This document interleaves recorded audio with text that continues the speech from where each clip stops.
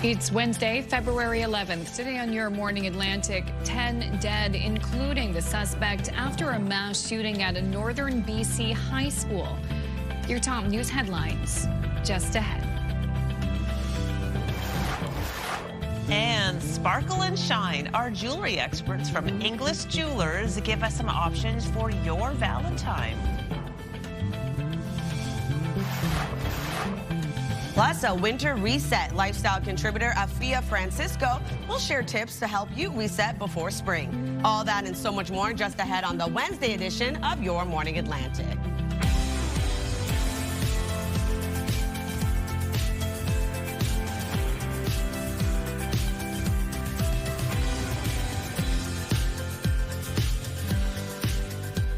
Oh, there we go. I can see a little better this morning. It's 6:01 on this Wednesday, February 11th. Halfway through the week already, ladies, if you can believe it. Hard to believe.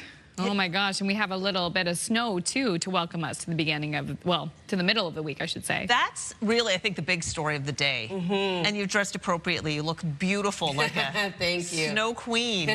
You're so sweet. We were supposed to see this system move in overnight. That did not happen for many areas. Oh, really? Yeah, surprisingly. So for today, we are starting off into the southern region of Nova Scotia, as well as parts of western New Brunswick, and then it's going to continue to make its way over. So probably arriving in Halifax by this afternoon.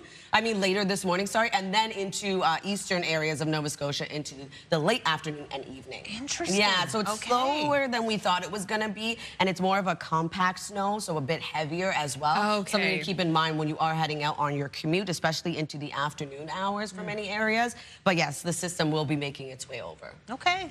That is good to know. It makes me wonder if there'll be any early dismissals for some schools today. Yeah. I mean, potentially.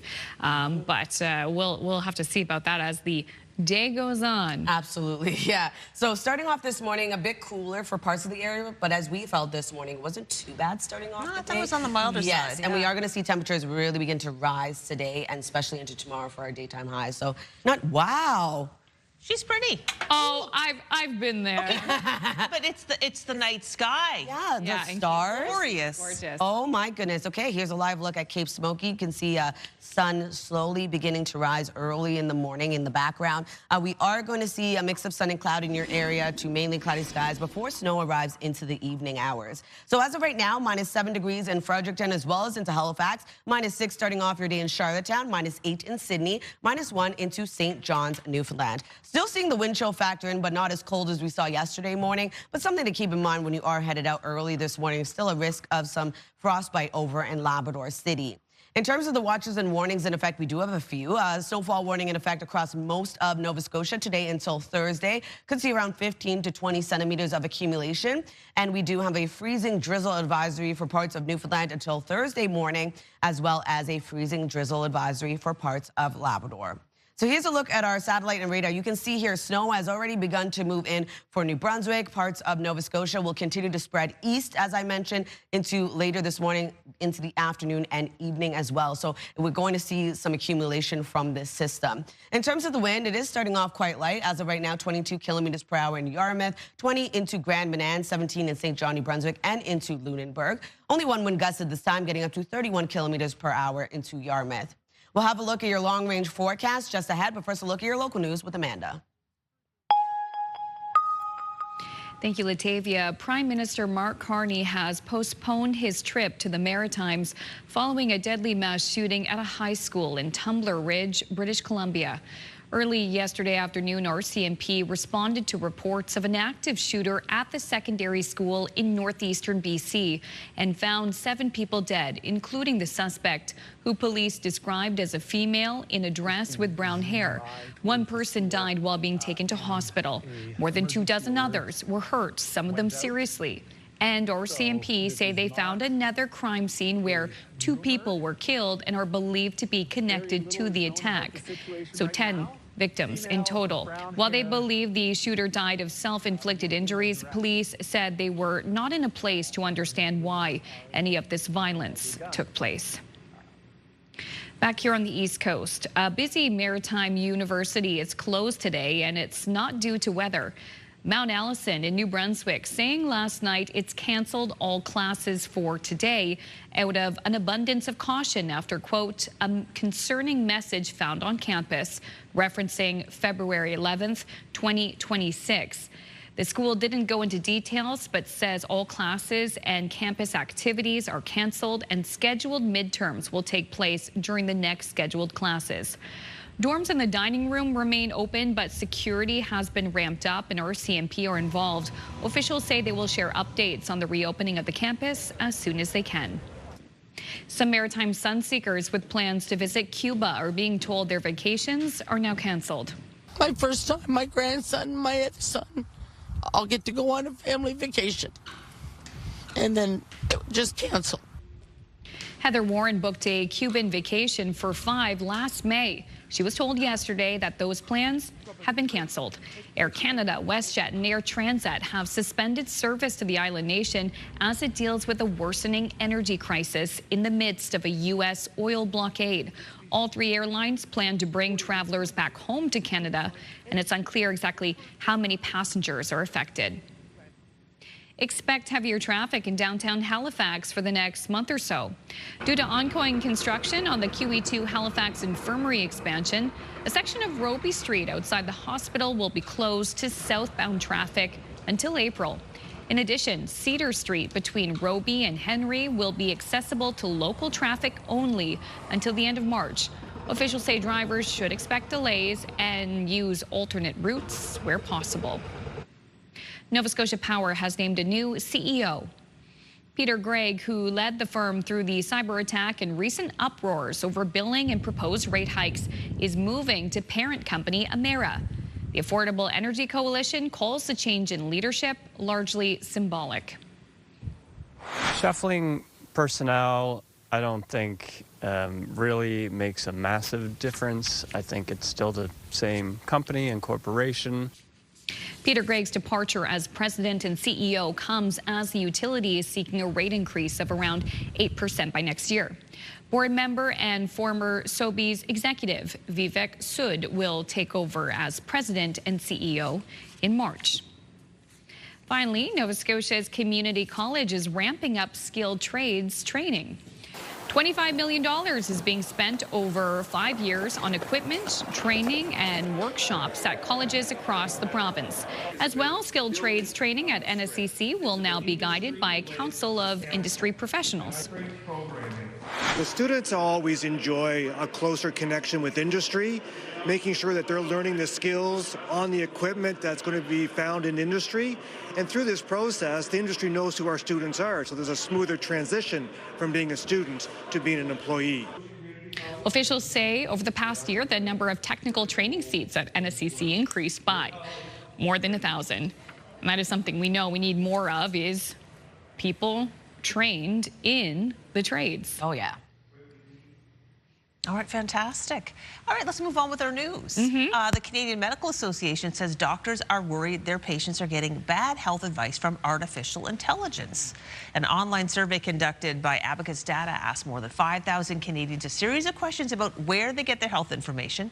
Nearly everyone said they go online, mostly because it's quick and easy to access. Half said they look to an AI search result from Google or ChatGPT for info, and about half said they get treatment advice from AI. The survey suggested those who followed that advice were 5 times more likely to report an adverse reaction or negative outcome. That makes sense. It does make sense. So it's really important if you have a serious medical issue to go to the actual doctor. Yes. Go to the doctor, go to your primary care provider for help.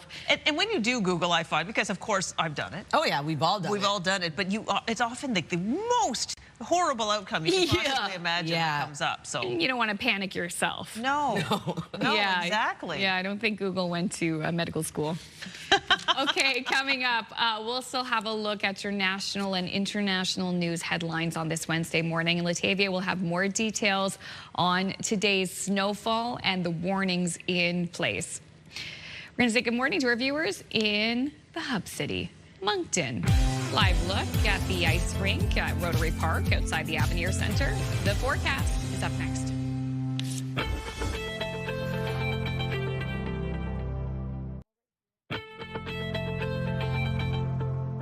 Good morning, Atlantic Canada. The time now is 6:12. We're taking a live look at St. John's, Newfoundland. Starting off at -1, we do have freezing drizzle expected throughout your day today.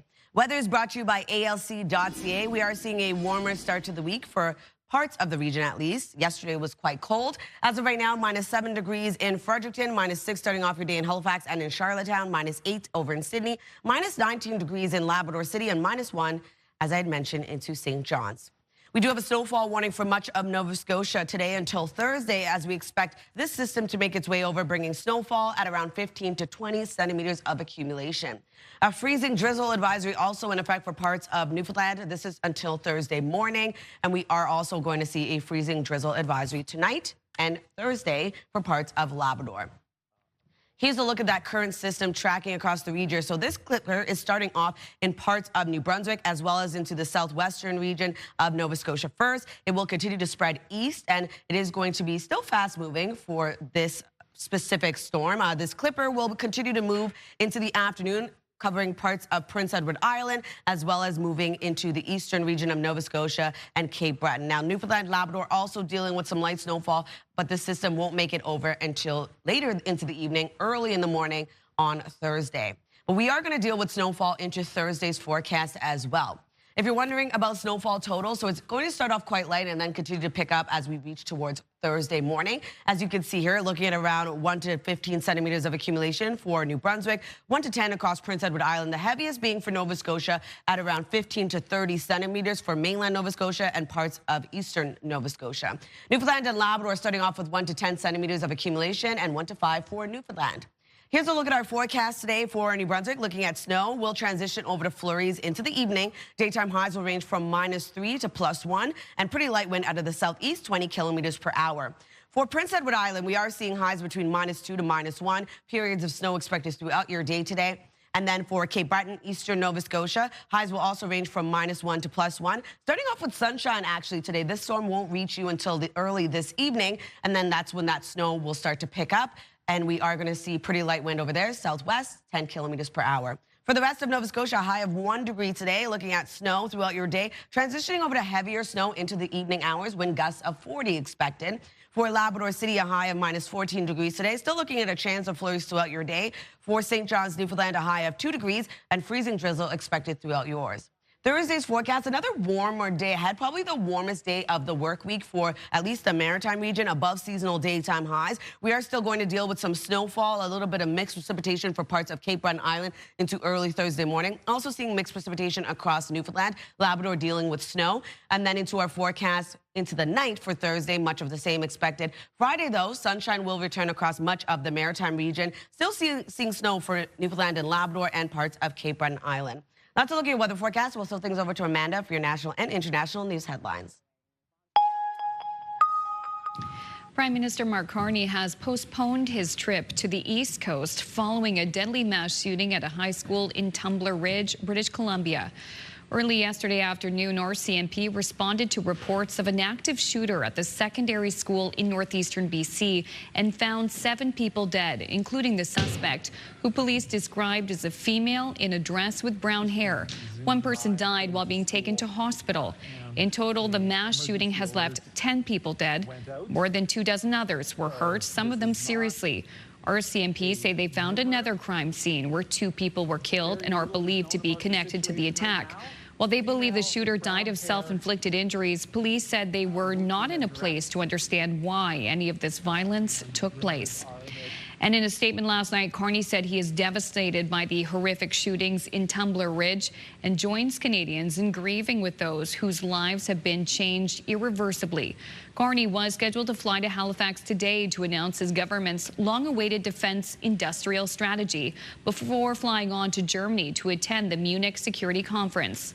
Carney said he has connected with BC Premier David Eby and that Canada's public safety minister is coordinating the federal response and support. There is another lingering dispute between Canada and the U.S., and it could be closer to a resolution. The head of the U.S. Federal Aviation Administration says he expects Canada will announce it is certifying Gulfstream jets later this week. The conflict began last month when President Trump said the U.S. would decertify some Canadian-made Bombardier jets and threatened 50% tariffs on all aircraft made in Canada unless Ottawa certified some American-made Gulfstream planes. A spokesperson for Transport Canada would not comment on the announcement, but says the agency continues to work with Gulfstream and the FAA on the certification of their aircraft. South of the border, a man has been detained for questioning in the disappearance of Nancy Guthrie. She is the elderly mother of NBC News anchor Savannah Guthrie. The news comes as the FBI released images of a potential subject in the investigation. CTV's Joy Malbin has more. They are haunting images, the face of a masked armed intruder trying to cover up Nancy Guthrie's doorbell camera. The person wears a ski mask and black gloves, carries a backpack, tools, and a gun in the front of his belt. FBI Director Kash Patel says the images show an armed individual appearing to have tampered with the camera at Nancy Guthrie's front door the morning of her disappearance. The Guthrie family says they don't know who this person is, but on Instagram, Savannah Guthrie posted, "Someone out there recognizes this person." Of her mother, she says, "We believe she's still out there. Bring her home." Pleading for the public's help, police hope the doorbell images will lead to a break in the case. The Nest camera was taken, but police say Google software engineers were able to recover these images, even though it reportedly wasn't connected to the cloud. Between the data getting to the server and the camera, there's stops in between, and there's going to be pieces of that data possibly that could be recovered. And from what it appears here, that's exactly what the FBI did. The family has gone from hopeful to desperate, pleading for their 84-year-old mother's return. We are at an hour of desperation, and we need your help.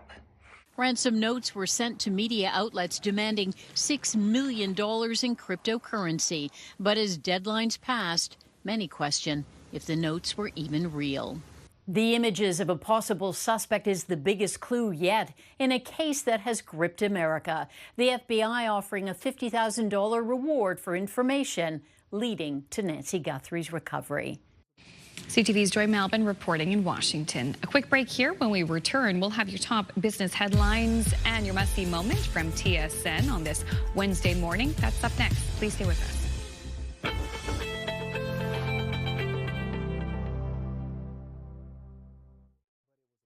Move Mornings with Aaron and Peter. Weekday mornings on Move 100. The most fun in the morning. And home of the $1,000 minute. Only on Move 100 Halifax.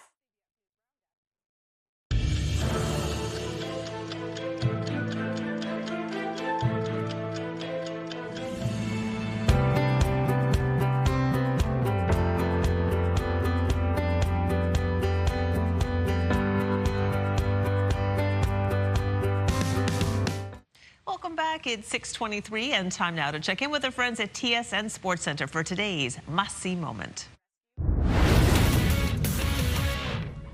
Hello, Matt Scooby inside the TSN Sports Center newsroom with your must-see moment from Tuesday. And for it, we go to Russia, where it was a Canadian dominating in the KHL. St. Catharines, Ontario native Taylor Beck was on a mission. 2 goals, 5 assists, setting a KHL record 7 points in one game. His team, Sibir, put up a 10 spot over Sochi. Now, 9 players had previously put up 6 points, including Ilya Kovalchuk and Alexander Radulov. But now the Canadian has the single-game record and is your must-see moment from Tuesday. And tonight on TSN, Tangerine Raptors basketball. Toronto taking on Detroit. Tip-off at 7:30 Eastern. That's all from the Sports Center newsroom. Have a great day.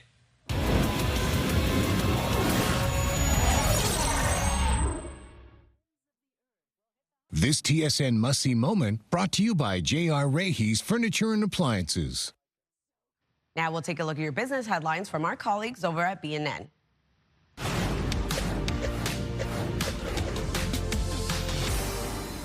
WestJet and Air Transat have joined Air Canada in suspending service to Cuba.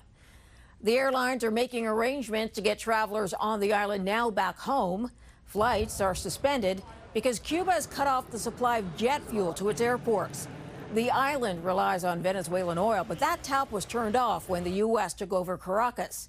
The shortage also hit resorts, leading to blackouts and closures. Here are the closing numbers for the day. The Canadian dollar is up a fraction to 73.78. West Texas Intermediate is down to 64.16. Western Canadian Select is up to 48.69. And the TSX gained another 233 points today for a new record close. Those are your business headlines. I'm Marella Fernandez.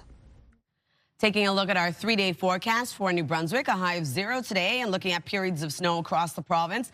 On Thursday, a high of 1. We do have a mix of sun and cloud, but still the return of isolated flurries. And then on Friday, -2 degrees with sunny skies.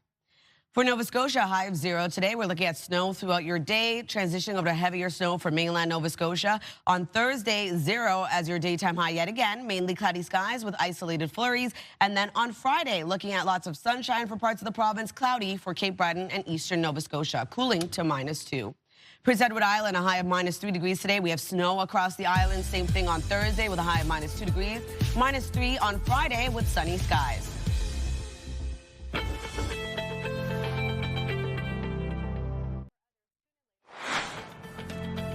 Just ahead in this half hour, the Move Morning Chat. Today we want to share your favorite airport. That's in about 50 minutes on Your Morning Atlantic.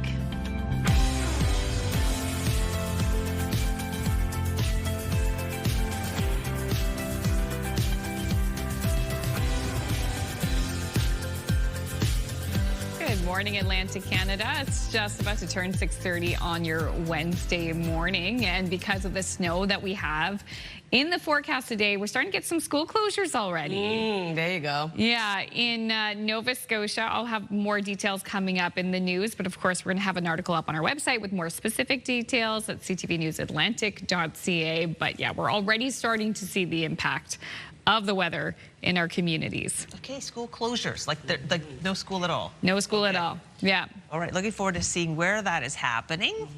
And it's all because of the weather. Yes, absolutely. I would advise everyone to take a look at the time that they're leaving for their commute, because if you do have snowfall in your area, you could be met with some slick conditions on the roads. Yeah, this is because of the temperatures rising, we're having more of a compact snow, meaning it's going to be a bit more wet, heavier to shovel, so keep that in mind as well.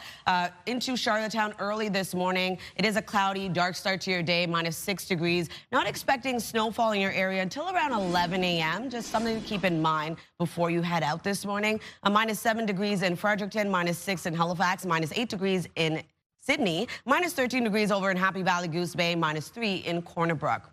Taking a look at that wind chill, not as cold as yesterday morning, but still factoring in early this morning as well. And there is that risk of frostbite remaining over in Labrador City. A snowfall warning for much of Nova Scotia today until Thursday. And we also have a freezing drizzle advisory for parts of Newfoundland until Thursday morning.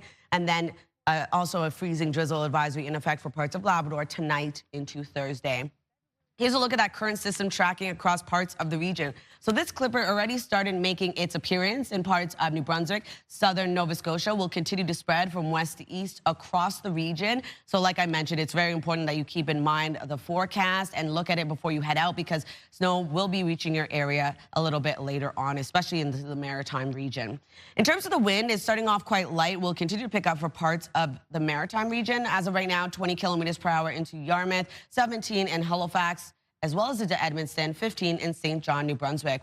No wind gusts to report at this time. We'll take another look at your forecast just ahead, but first a look at your local news with Amanda. Thanks, Latavia. Prime Minister Mark Carney has postponed his trip to Halifax following a deadly mass shooting at a high school in Tumbler Ridge, BC. Early yesterday afternoon, RCMP responded to reports of an active shooter at the secondary school in northeastern British Columbia and found 7 people dead, including the suspect, who police described as a female in a dress with brown hair. 1 person died while being taken to hospital. More than 24 others were hurt, some of them seriously. RCMP say they found another crime scene where 2 people were killed and are believed to be connected to the attack. In total, the mass shooting has left 10 people dead. While they believe the shooter died of self-inflicted injuries, police said they were not in a place to understand why any of this violence took place. Back here on the East Coast, a busy maritime university is closed today, and it's not due to the weather. Mount Allison in New Brunswick saying last night it's canceled all classes for today out of an abundance of caution after, quote, a concerning message found on campus referencing February 11th, 2026. The school didn't go into details, but says all classes and campus activities are canceled and scheduled midterms will take place during the next scheduled classes. Dorms in the dining room remain open, but security has been ramped up and RCMP are involved. Officials say they'll share updates on the reopening of the campus as soon as they can. A number of public schools are being impacted by today's snowstorm. In Nova Scotia, here are the closures. The Tri-County Regional Centre for Education cancelling schools for today, as well as the Annapolis Valley Regional Centre for Education, the South Shore Regional Centre for Education. Meantime, under the Chignecto Central School banner, schools in the municipality of East Hants, as well as schools in Advocate and Parsboro, will be closed due to the weather. There are a number of other closures as well. CSAP says classes are canceled for the South and Metro cluster, and students at l'École Acadienne de Toureau will leave early at 12:30 p.m. We have more details on our website, ctvnewsatlantic.ca. Some maritime sun seekers with plans to visit Cuba are being told their vacations are now canceled. My first time, my grandson, my other son, I'll get to go on a family vacation. And then it just canceled. Heather Warren of Moncton booked a Cuban vacation for 5 last May. She was told yesterday that those plans have been canceled. Air Canada, WestJet, and Air Transat have suspended service to the island nation as it deals with a worsening energy crisis in the midst of a U.S. oil blockade. All 3 airlines plan to bring travelers back home to Canada, and it's unclear exactly how many passengers are affected. High-ranking officials are being peppered with questions about the state of the New Brunswick healthcare system, including the decision to change the company providing virtual care. CTV's Laura Brown has the latest. You mean to tell me there isn't something, a report that was done to help you make the decisions around going to an RFP instead of extending the contract? There is data available, there is the analysis available, but not in a defined report. It's analysis that was done on those visits. He's referring to 500,000 virtual visits facilitated by eVisit NB and reviewed by the department to see what improvements could be made. In the end, it was decided to undergo a request for proposals process. Beaulieu wouldn't provide exact details as to why the Luxembourg company came out on top. The new provider that we are discussing with currently for a contract to come into place has operations in New Brunswick and has been in operations in New Brunswick for almost 3 decades. They have over 150 employees in the province of New Brunswick. He did identify problems that virtual care is exposing, like one patient who had to access eVisit NB 90 times in 1 year. You had a specific question about fast-tracking those high-needs patients to a primary care provider. Do you feel like that's being done? No, I don't, and I don't think the deputy said that there's any mechanism in place to fast-track those individuals who clearly need a primary care provider. Health Minister John Dornan said in a statement that New Brunswickers should not experience a lapse of virtual care service when eVisit NB's contract ends. The new service will be in place April 1st. Laura Brown, CTV News, Fredericton. Thank you so much, Laura. And that's your second look at your local news headlines. Thank you, Amanda. You're welcome. I have news to share that's not great if you're a fan of the product of Eddie Bauer. The Eddie Bauer's Canadian store says it's filed for bankruptcy protection in the U.S. and will soon make a similar move in our country.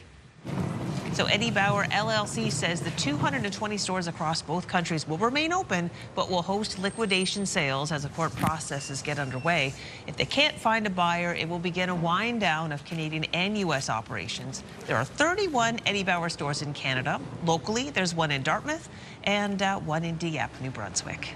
Oh, that's so sad. I feel like so many people love Eddie Bauer, but clearly not enough if it's come to this. Yeah, my daughter has a coat, an Eddie Bauer coat. It is so warm. Oh, yeah. Like one of those ones that goes from head all the way to the feet, and it's super thick. Nice. Yeah, there's like a saying, oh my gosh, it's an Eddie Bauer coat day. Yeah. In our house. Warm. Certainly, too, with the snow that we're getting today, sounds like an Eddie Bauer coat day. Yeah. Yeah, those details coming up after the break. Also, too, later this half hour, your entertainment headlines and also the Move Morning Chat. Today, we want to know, what is the coolest or most unique airport you've visited? We'd love to hear the story, what makes it unique, and send us photos. That conversation up next.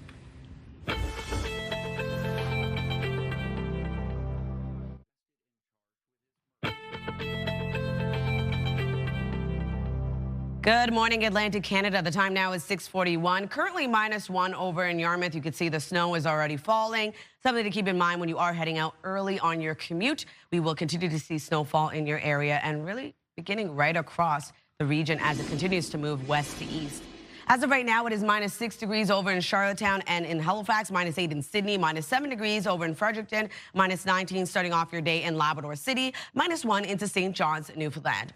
We do have a snowfall warning for much of Nova Scotia. Today until Thursday, we're expecting snowfall to range around 15 to 30 centimeters of accumulation. A freezing drizzle advisory for parts of Newfoundland until Thursday morning. We are also going to expect some freezing drizzle over in parts of Labrador tonight until Thursday. So here's a look at our forecast timeline. This clipper is slowly moving in and then will continue to be quite fast in its movement across the region. So starting off into parts of, well, much of New Brunswick right now and looking into the southern region of Nova Scotia. Into the afternoon, we'll start to see the system spread across all 3 maritime provinces, not really impacting Cape Breton Island as of yet. Newfoundland, Labrador are going to still be dealing with a bit of mixed precipitation, seeing that freezing drizzle in parts of Newfoundland, Labrador dealing with some light snowfall. And then into this evening, we start to see all 3 maritime provinces covered in that snow, becoming a bit heavier into the overnight hours for mainland Nova Scotia, and will continue into early Thursday morning. So if you're wondering about snowfall totals, looking at around 1 to 15 centimeters across New Brunswick, 1 to 10 across Prince Edward Island, the heaviest being into Nova Scotia. For mainland Nova Scotia, eastern region as well, looking at 15 to 30 centimeters. And then for Labrador, 1 to 10 centimeters of accumulation, 1 to 5 across parts of Newfoundland. Over to our forecast today for New Brunswick. Snow throughout your day, transitioning over to flurries into the late afternoon. Looking at daytime highs between -3 to +1, and pretty light wind out of the southeast, 20 kilometers per hour. Prince Edward Island starting off cloudy and then becoming increasing cloudiness, seeing that snow arrive later into the morning and into the afternoon. Daytime highs between -2 to -1. Cape Breton, eastern Nova Scotia, actually seeing a bit of sunshine starting off your day and then increasing cloudiness, leaving mainly cloudy skies. Into the evening, you'll start to see that snow arrive with highs between -1 to +1. For the rest of Nova Scotia, periods of snow throughout your day, becoming heavier for mainland Nova Scotia into the evening, a high of 1 degree. And for Newfoundland and Labrador, -14 degrees in Labrador City, looking at a chance of flurries throughout your day. Freezing drizzle over in St. John's with a high of 2 degrees. Thursday's forecast, another warmer day ahead for those daytime highs, so temperatures drop down tonight into early Thursday morning, a bit cooler, and we are going to see snowfall still remaining for parts of all 3 maritime provinces, a bit of mixed precipitation for parts of Cape Breton Island and into parts of Newfoundland. Thursday night, much of the same, a bit cloudier for our night.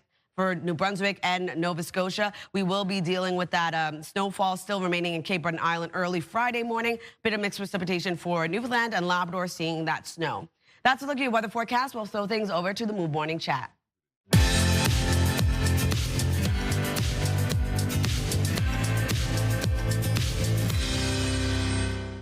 It's the Hump Day edition of the Move Morning Chat with our friends Aaron and Peter in radio. We talk all the time about, you know, taking a free trip somewhere because we get to see so many cool visuals around the region.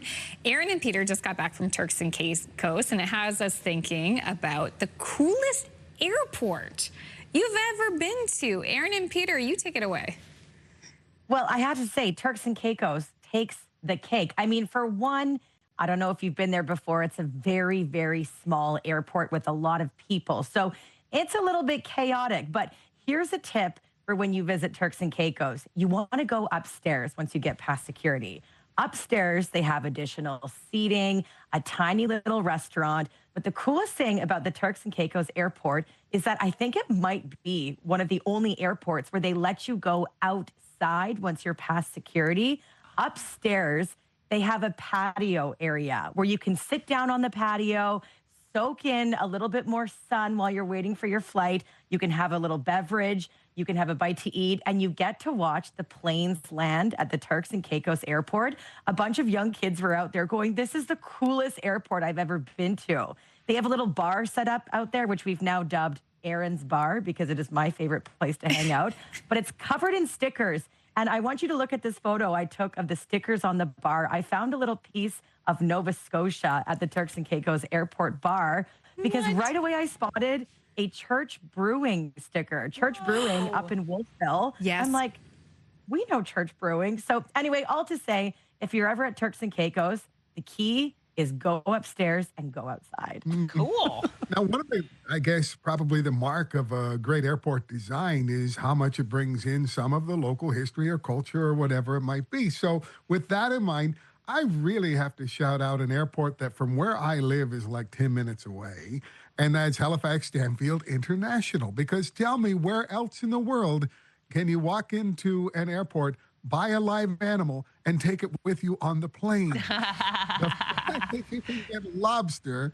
and take it with you is out of this world. Not to mention some of the other, I guess, historical references to flight in Nova Scotia, the half-scale model of the plane that Alexander Graham Bell was such a part of the Silver Dart, and the first airplane to ever fly in the British Commonwealth that happened right here in Nova Scotia on the Bador Lakes.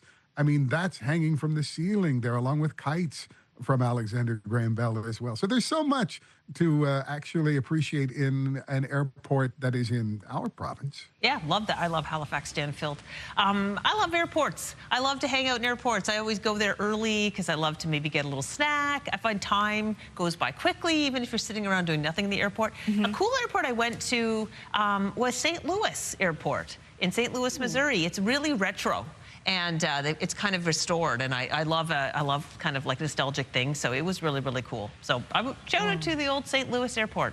Yeah, super cool. And shout out to Alan Silliboy too. He's an Indigenous artist in Mi'kma'ki, and his artwork is all over Halifax Stanfield. Love to see that every time. Mine, I was really fortunate to go there in August, and I was only there for 4 hours. It is the International Airport in Taipei, in Taiwan. We were heading from Vancouver to Australia. We were impacted by the Air Canada strike. So instead of us flying direct to Brisbane from Vancouver, we ended up having a 4-hour layover in Taipei. So what are you gonna do? We couldn't leave the airport. We explored it, and it was the coolest one. Not only was it visually stunning, it had all these like high-end luxury brands. There was just so many different things to discover. They had a really cool toy store with these large, very famous creatures and characters that you know, like Super Mario Boy, Super Mario.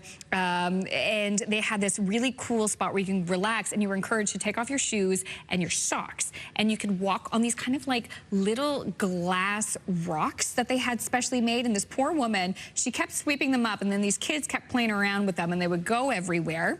There was a Roots Taiwan in the airport as well, like the whole Canadian Roots logo, but said Taiwan on it. Cool. And I also stopped at the Starbucks there, and I got the most unique mugs from that airport as well. So it was just visually stunning. It was so busy, and it was just like a short period of time we were there for.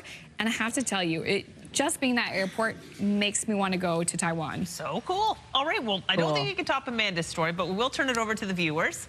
What's an airport that you've been to that's really cool? Bonus points if you've got a photo. Text us at 10400 and let us know. The #1 morning show in Halifax. Turk, Megan, and Amateur Alex. And home to the biggest artists. Halifax's #1 hit music station. 101.3 Virgin Radio.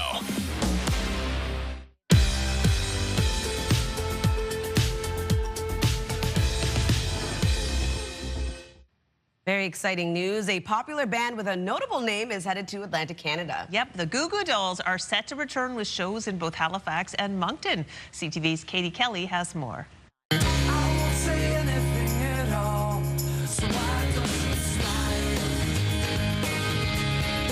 The Goo Goo Dolls have delivered some of the biggest songs of the 90s and early 2000s.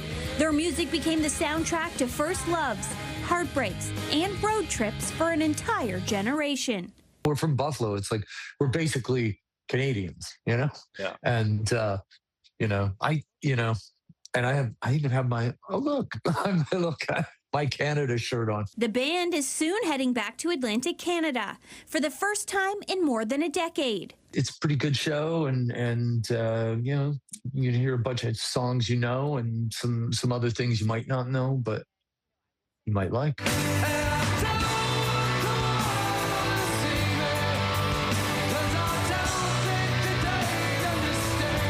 Their 98 hit Iris recently climbed back up streaming charts worldwide, thanks in part to TikTok and a new generation discovering the band for the first time. I think that song in particular is pretty universal theme. You know, I think it was just somehow was just able to capture that moment, you know, and a lot of people relate to that. They're also riding momentum from new music.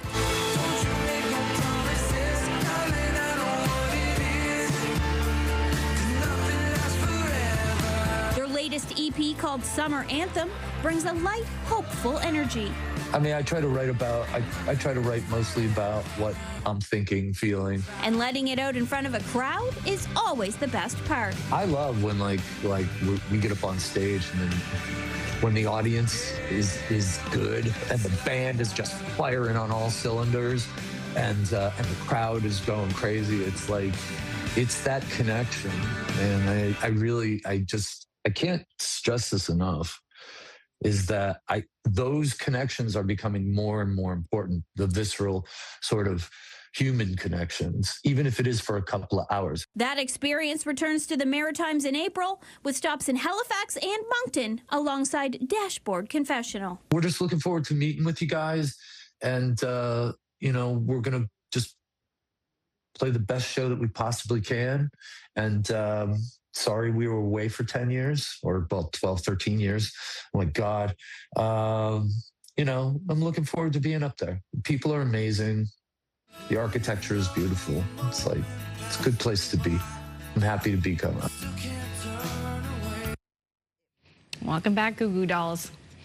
Happening now in news on the West Coast, authorities are still trying to piece together what led to a horrific mass shooting in the small northern BC community of Tumbler Ridge that left 10 people dead, more than half of whom were found at the local high school.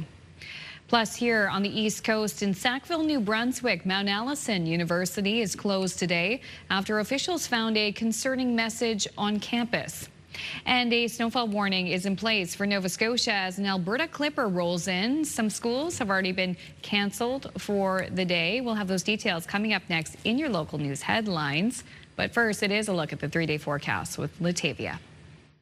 Thanks, Amanda. Starting off in New Brunswick, a high of 0 today. We do have snow across the province. Thursday, a high of 1 degree, a mix of sun and cloud with isolated flurries. And then on Friday, -2 with sunny skies.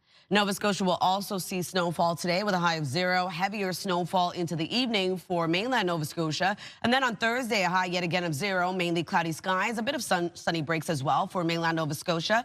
Isolated flurries. Into Friday's forecast, a high of -2. Sunny skies with cloudy skies into Cape Breton. For Prince Edward Island, looking at snow as well today with a high of -3, -2 degrees on Thursday. Snow continues across the island, but sunshine returns on Friday with a high of -3.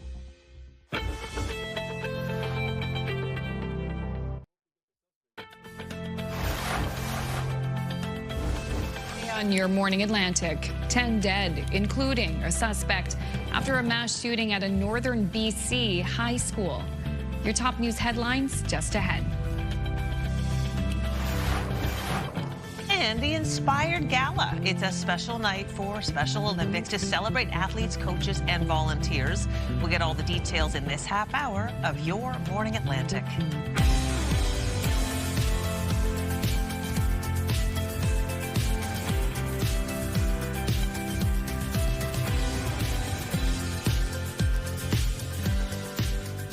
Good morning, Atlantic Canada. Thank you so much for joining us. We have now made it midweek. It's February 11th, and we have snow on the way. Some are already getting snow. Yeah. Yeah. Like a fair bit, a whack ton, if you will. I know. It's ranging around like 15 to 30 centimeters of accumulation. Wow. Picking up a bit heavier for parts of the region into this evening. But starting off, we are seeing parts of the Maritime region getting that snowfall. And even Newfoundland and Labrador getting a bit of snowfall from a previous system. Oh my gosh, and this is an Alberta Clipper, correct? Yes. Fast moving, but as of right now, it's kind of moving in slowly. We'll start to pick up into the afternoon and evening and continue into Thursday's forecast. But temperatures are warming up. Okay. Yeah, which makes for heavy snow. I was mentioning to Caleb Mitchell, meteorologist Caleb Mitchell, of course, you know who he is. Yep. And I was joking, my little joke yesterday about, you know, I wanted to go out for drinks and dancing with the Alberta Clipper. He said, well, sure, but wait till you invite the Saskatchewan Screamer. That's another weather system. I thought, well, that might be too intense of a night. Like, slow down. Slow down. Only room for one dance.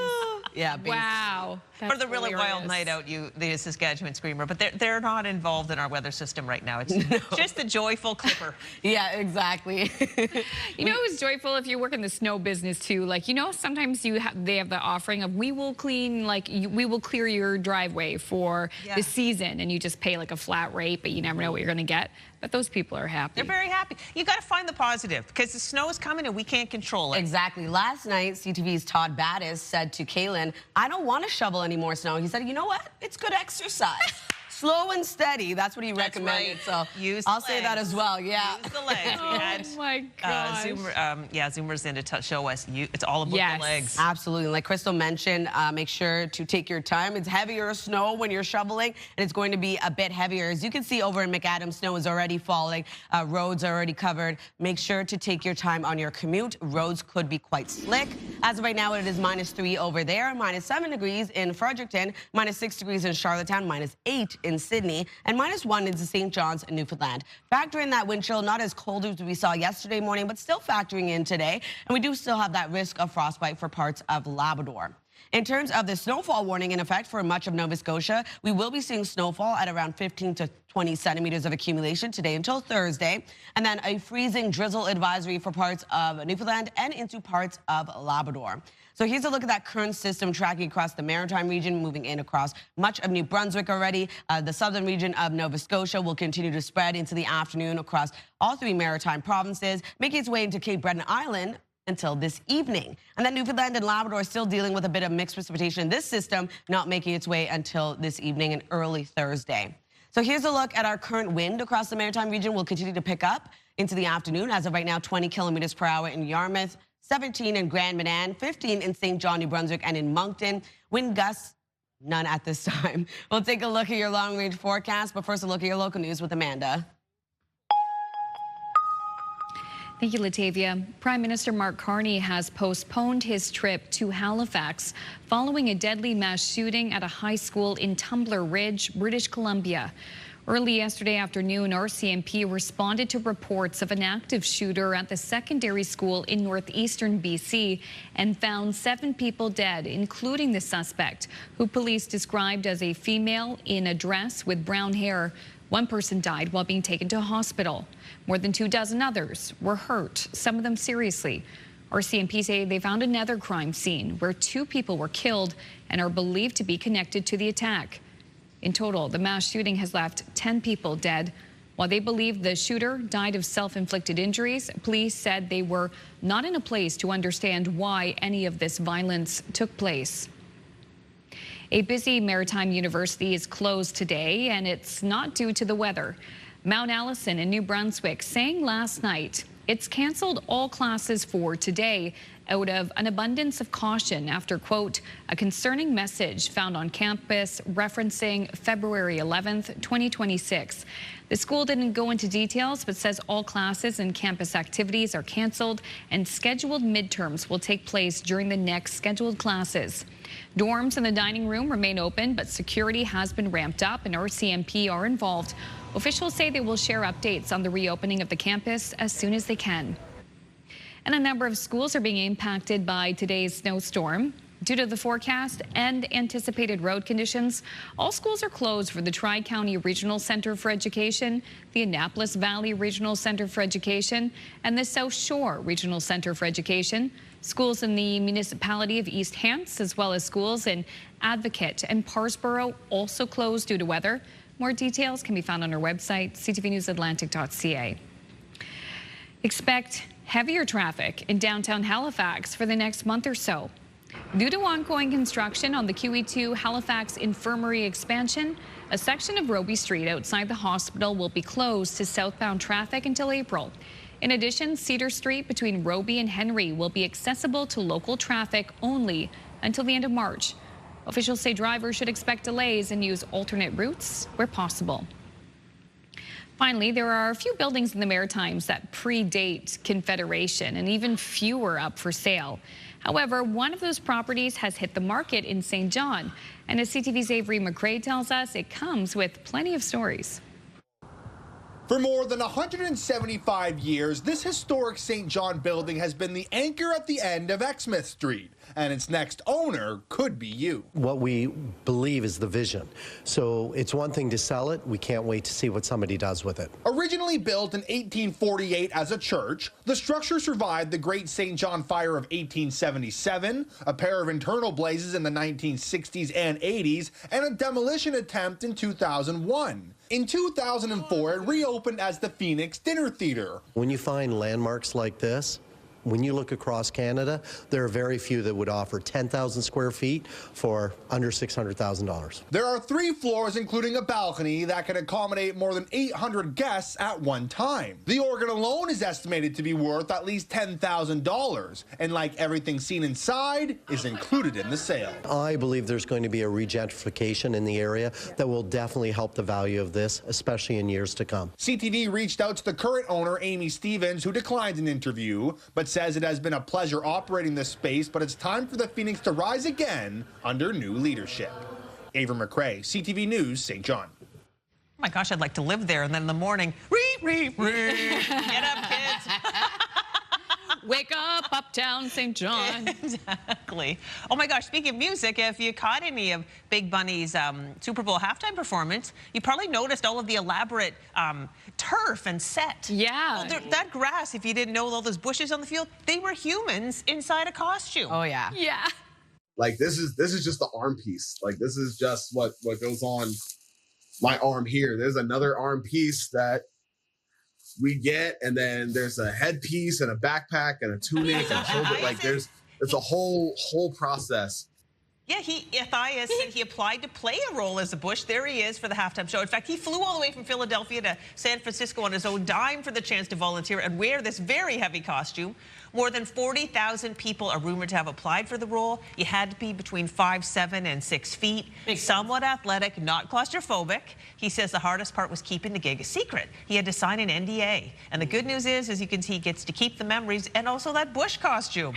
That's so cool. That bunny is so iconic. So this good. was a great performance. So good. I couldn't have been one of those little bushes because I would have been claustrophobic, be like, me too, you see me in the back of the camera just like. I'm not tall enough either. Same, yeah. I just loved it. Yeah, everyone's listening to Bad Bunny right now. It's the best. Oh, yeah, amazing. All right, still ahead, we're going to have a look at your national news headlines on this Wednesday morning. And Latavia has more details on this Alberta Clipper as it rolls through. Good morning to the capital of New Brunswick, Fredericton. You can see there's some light snowfall. Do take your time if you're heading out on the roads. The forecast is up next.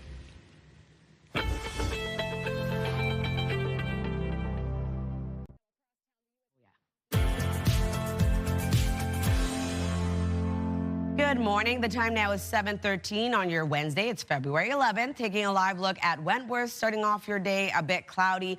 Not seeing any snowfall in your area just yet, but it will be on its way. Weather is brought to you by ALC.ca. Not too bad starting off the day, much warmer than yesterday morning. As of right now, it is -6 headed outdoors in Fredericton as well as into Charlottetown, -5 in Halifax, -9 over in Sydney, -7 degrees in Cartwright, -3 over in Corner Brook. Taking a look at the snowfall warning in effect for much of Nova Scotia today until Thursday, expecting around 15 to 30 plus centimeters of accumulation. We do have a freezing drizzle advisory also in effect until Thursday morning. And then for tonight, we have a freezing drizzle advisory for parts of Labrador until Thursday. So here's a look at that Clipper currently tracking across parts of the Maritime region, making its way across New Brunswick, parts of Nova Scotia. We will be seeing periods of snow starting off your day. It is that heavier snowfall, so make sure to keep that in mind when you are heading out on your morning commute because the conditions will become quite slick. This will continue to spread across all 3 maritime provinces into the afternoon, not reaching Cape Breton Island until this evening. Parts of Newfoundland seeing mixed precipitation, that freezing drizzle for parts of the province, and then into parts of Labrador, still seeing some snowfall. Into this evening, we see all three maritime provinces covered with that snowfall, becoming a bit heavier for mainland Nova Scotia tonight, and then into early Thursday morning, still dealing with that snowfall and moving into parts of Newfoundland and Labrador. Wondering about snowfall totals, looking around 1 to 15 centimeters of accumulation across New Brunswick, 1 to 10 across Prince Edward Island, the heaviest being into Nova Scotia at around 15 to 30 centimeters for mainland Nova Scotia and the eastern region. For Labrador, looking at around 1 to 10 centimeters of accumulation and 1 to 5 across Newfoundland. So for today, for New Brunswick, we are going to see snow across the province. Transitions over to flurries into the late afternoon and evening. Daytime highs between -3 to +1. Prince Edward Island starting off a bit cloudy and then seeing that snowfall later into this afternoon. Daytime highs between -2 rather to -1. And then Cape Breton and eastern Nova Scotia actually seeing a mix of sun and clouds starting off your day, then increasing cloudiness into the afternoon, leaving mainly cloudy skies. Snow arrives into the evening with highs between -1 to +2. For the rest of Nova Scotia, seeing snow throughout your day, a high of 1 degree, and becoming heavier snow for mainland Nova Scotia into this evening, wind gusts of 40. Labrador City looking at a high of -14 degrees, looking at a chance of flurries throughout your day. 2 degrees for St. John's, Newfoundland, looking at freezing drizzle. Over to Thursday's forecast, we will still see snow for parts of all three maritime provinces, looking at a bit of mixed precipitation for parts of Cape Breton Island. Newfoundland also dealing with that mixed precipitation, snow across much of Labrador. Into Thursday night, pretty much the same. And then into Friday morning, we start to see a lot of that snow clear out, still remaining in parts of Cape Breton Island, parts of Newfoundland and Labrador. That's a look at your weather forecast. We'll throw things over to Amanda. Prime Minister Mark Carney has postponed his trip to the East Coast following a deadly mass shooting at a high school in Tumbler Ridge, British Columbia. Early yesterday afternoon, RCMP responded to reports of an active shooter at the secondary school in northeastern BC and found 7 people dead, including the suspect, who police described as a female in a dress with brown hair. 1 person died while being taken to hospital, and more than 24 others were hurt, some of them seriously. RCMP say they found another crime scene where 2 people were killed and are believed to be connected to the attack. In total, the mass shooting has left 10 people dead. While they believe the shooter died of self-inflicted injuries, police said they were not in a place to understand why any of this violence took place. And in a statement last night, Carney said he is devastated by the horrific shootings in Tumbler Ridge and joins Canadians in grieving with those whose lives have been changed irreversibly. Carney was scheduled to fly to Halifax today to announce his government's long-awaited defense industrial strategy before flying on to Germany to attend the Munich Security Conference. Carney said he has connected with BC Premier David Eby and that Canada's public safety minister is coordinating the federal response and support. Turning now to U.S. President Donald Trump's latest threat against Canada. He says he will block the opening of a major trade corridor between Windsor and Detroit unless the U.S. is fully compensated. Prime Minister Mark Carney says he had a productive phone meeting with Trump on the issue. CTV's Mike LeCouture has the latest. Canada, of course, paid for the construction of the bridge, over $4 billion.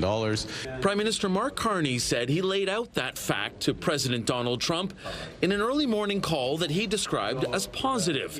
He also cleared up Trump's misconception about the construction and ownership of the span. See, there's Canadian steel, Canadian workers, but also U.S. steel, U.S. workers that are involved. This is a great example of cooperation between our countries. Contrary to Trump's claims, the 2017 agreement clearly spells out that the crossing will be publicly owned jointly by Canada and Michigan. Yet Trump's officials insist there are issues. There's a question as to the proceeds of tolls, et cetera, and so there's going to be a negotiation on that front. The agreement states Canada will collect tolls until it recoups the costs related to construction. After that, they're split between Canada and Michigan. One former ambassador says there's a reason the president gets things so wrong. You've got a bunch of crackpot advisors in the White House who misinform the president, who already likes to have tantrums and lash out. The New York Times is reporting the owner of the older Ambassador Bridge, Matthew Maroon, lobbied the Trump administration on the same day the president unleashed his tirade about the Gordie Howe span. The Maroons are the only party that benefits from delaying the bridge. They make a lot more money at the expense of Canadian and American consumers and everyone else.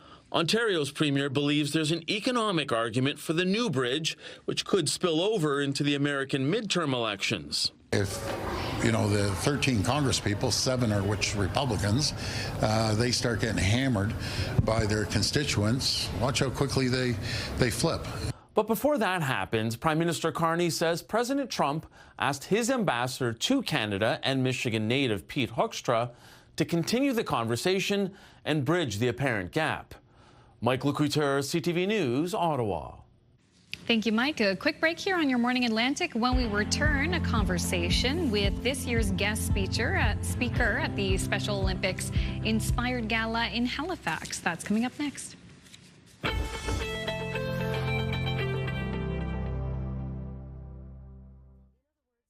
Move Mornings with Aaron and Peter. Weekday mornings on Move 100. The most fun in the morning. And home of the $1,000 minute. Only on Move 100 Halifax. Special Olympics Nova Scotia is hosting its 32nd annual Inspired Gala on February 18th, and it is a wonderful evening filled with laughs and heartwarming stories. The guest speaker for the event will be Special Olympics International Chief Inspiration Officer and athlete Loretta Claiborne. Good morning, Loretta. Good morning. How are you? I'm doing well, and yourself? I'm doing well. It's going to be a little cold out today. Yeah, absolutely. So we want to know, how has Special Olympics impacted your life? Special Olympics has impacted my life so much that I think if it wasn't for Special Olympics, I don't think I would be sitting here today. I think I would be in somebody's prison or 6 feet under. That's how much it's impacted my life. It's changed me both mentally, emotionally, and physically. Well, you do a lot of people. Oh, sorry. Go ahead. A lot of people don't understand that Special Olympics is more than just sport. Absolutely can agree with you there. And you have supported and celebrated so many athletes. And we want to know, you know, celebrating them and even volunteers in the community. What is Inspired Gala like for you to attend and honor those people? I think it's great because of, you know, it brings in the whole community. It brings in the parents. It brings in the coaches. It brings in new people who don't have no know-how of what and how powerful this program or movement and our athletes can be. You know, we start through sport. A lot of our athletes are now working. A lot of our athletes are now even being volunteers. I like to volunteer. And I was always told I would never. This teaches so much, and this gala coming together is going to bring not only the Special Olympic athletes together, but it's going to bring the whole community and show what Special Olympics is. Absolutely. It's always a wonderful event. Yes, exactly. A celebration indeed. And you are also an incredible athlete. And at 72 years old, you will be competing in downhill skiing at the Pennsylvania Winter Games next week. So do you still get nervous ahead of a competition? Oh, yeah, because you know what? We're athletes. I'm always nervous because at my age, most athletes aren't competing in skiing anymore. I used to ski the big stuff. I used to ski those big Minuteman hills, but now I'm back to this skiing novice, but I enjoy it. And I'm getting the benefit of health and socialization. It just brings so much. It's better than sitting in this house by myself and knitting. So, you know, it just does so much for me. So I still enjoy sport, and I think sport is lifelong. Absolutely. You're incredible for continuing to compete. That's absolutely amazing. And you have won so many medals and have been honored for your talent. So how does teamwork impact your training and competition? Teamwork impacts training and competition by bringing everybody together because, you know, we always think of one person's sport. Well, if you're playing basketball, it takes a team. Even with me skiing, it still takes a team. It takes a coach. It takes a volunteer. That coach is normally a volunteer. It takes just bringing the whole community together to understand that sport with Special Olympics or in Special Olympics is no different than any other sport. It brings people together. And I always say, if anything brings people together, it's music, sport, and food. Definitely agree with you there. Thank you so much for your time.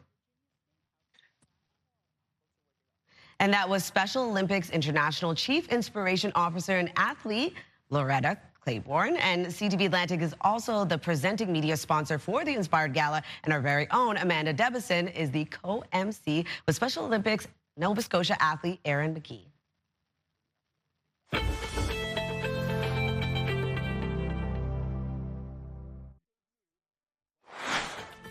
Just ahead in this half hour, Sparkle and Shine. Our jewelry experts from English Jewelers give us some options for gems and jewels for your Valentine. That's coming up this half hour on Your Morning Atlantic.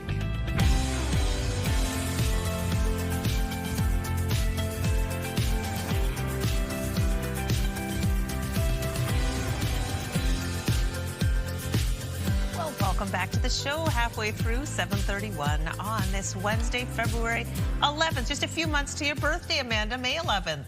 Yeah, it's a great, month away true. from my birthday. Yeah, I'm before her, March 8th. Yeah. And my boys are the 4th. They're going to be amazing. 2. Oh, wow. Wow. See, a couple weeks to get ready for the big birthday celebrations. Basically, then. Yeah, okay. Oh, my gosh. For people who love jewelry, now's the time to go to English Jewelers because they have a wonderful selection and sales. But I also just think that there's a big trend right now for kind of gifts that last, apparently. People are kind of wanting something that just will stand the test of time. And when I was there, I always, and they indulged me. They opened up all the cases, and I get to try on all the rings. And it's very fun. Crystal. Last time you did a jewelry segment, my husband and my kids, well, my husband, gifted me a ring. Really?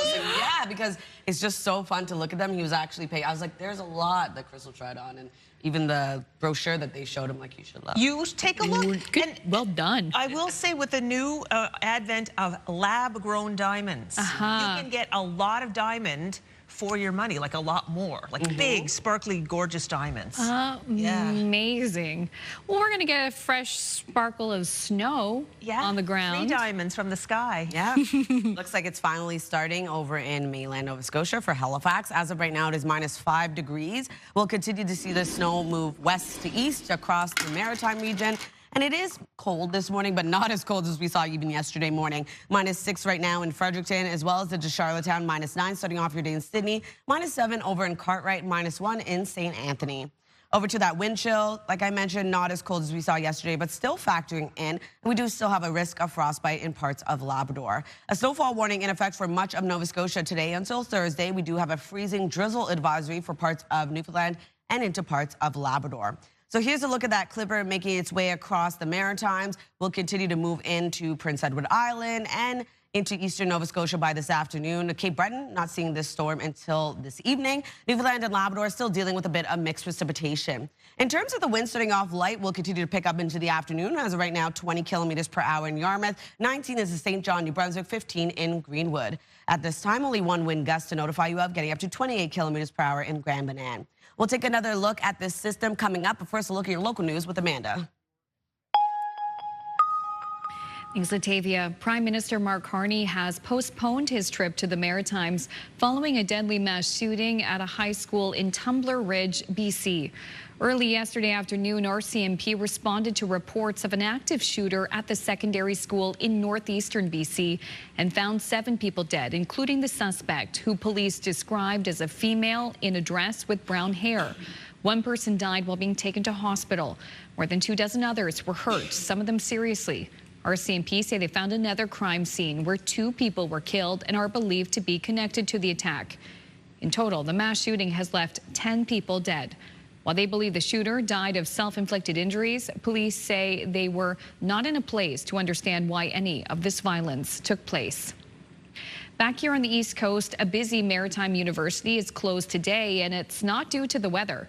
Mount Allison in New Brunswick saying last night it's canceled all classes for today out of an abundance of caution after, quote, a concerning message was found on campus referencing February 11th, 2026. The school didn't go into details, but says all classes and campus activities are canceled and scheduled midterms will take place during the next scheduled classes. Dorms in the dining room remain open, but security has been ramped up and RCMP are involved. Officials say they will share updates on the reopening of the campus as soon as they can. A number of public schools are being impacted by today's snowstorm. Due to the forecast and anticipated road conditions, all schools are closed for the Tri-County Regional Center for Education, the Annapolis Valley Regional Center for Education, and the South Shore Regional Center for Education. Schools in the municipality of East Hants, as well as schools in Advocate and Parsboro, will also be closed due to weather. More details can be found on our website, ctvnewsatlantic.ca. An anti-crime group in Moncton is not happy about some comments the city's top RCMP officer made to CTV News last week. You may remember he challenged a presentation to council in which members of the group said not enough was being done to clean up downtown. Among other things, the superintendent said property crimes were actually down from the previous year. I have nothing but praise for the RCMP officers that work in and around our city.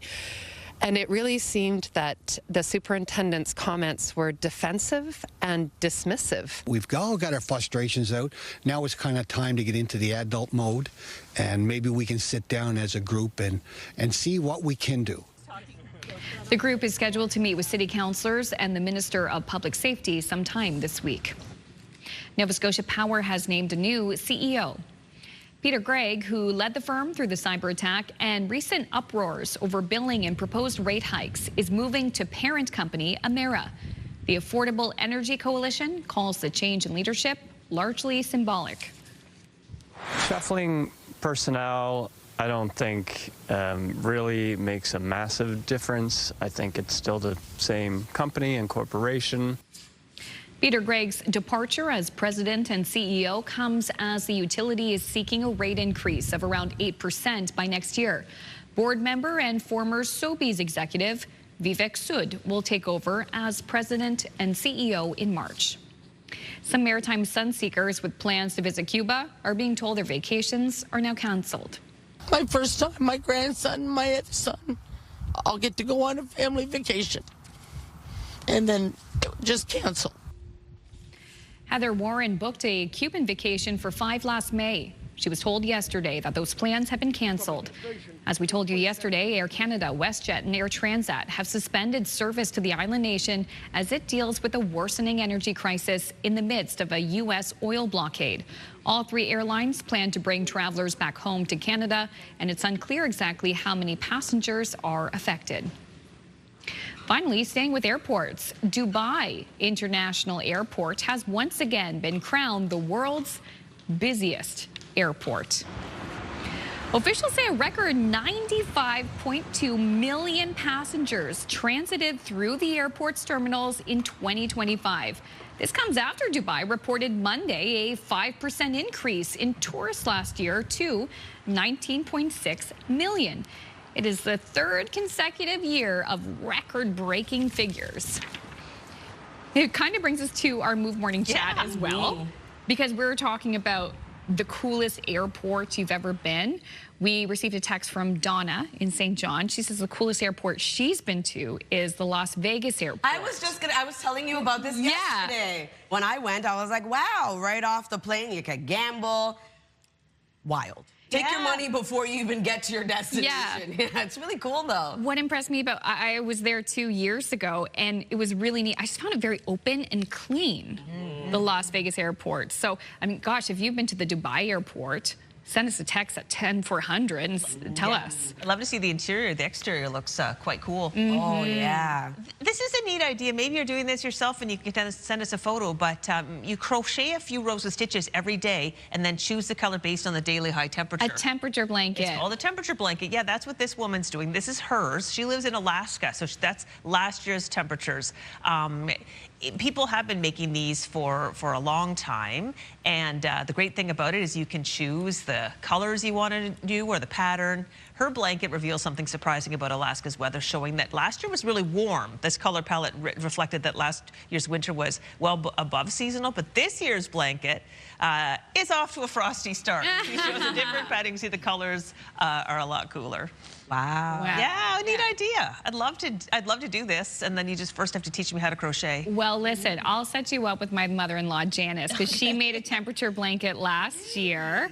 It's beautiful, and she said part of the challenge was if you're going to go by like the average temperature or the daytime high or the daytime low, right? Because it's very different if you're going to be going by highs or lows. But she had a great time with it, and she has this beautiful crochet blanket. I'll have to show you a picture. Yeah. Please do.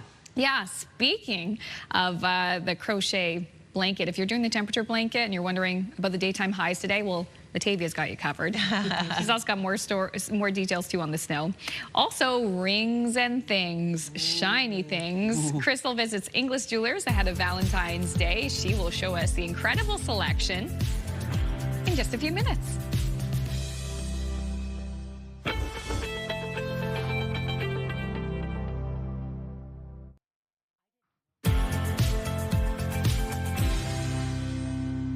Good morning. The time now is 7:44. We're taking a live look at Port de Grave. Currently 0 in your area, and we are seeing a bit of a cloudy start to the day, but no precipitation for you as of right now.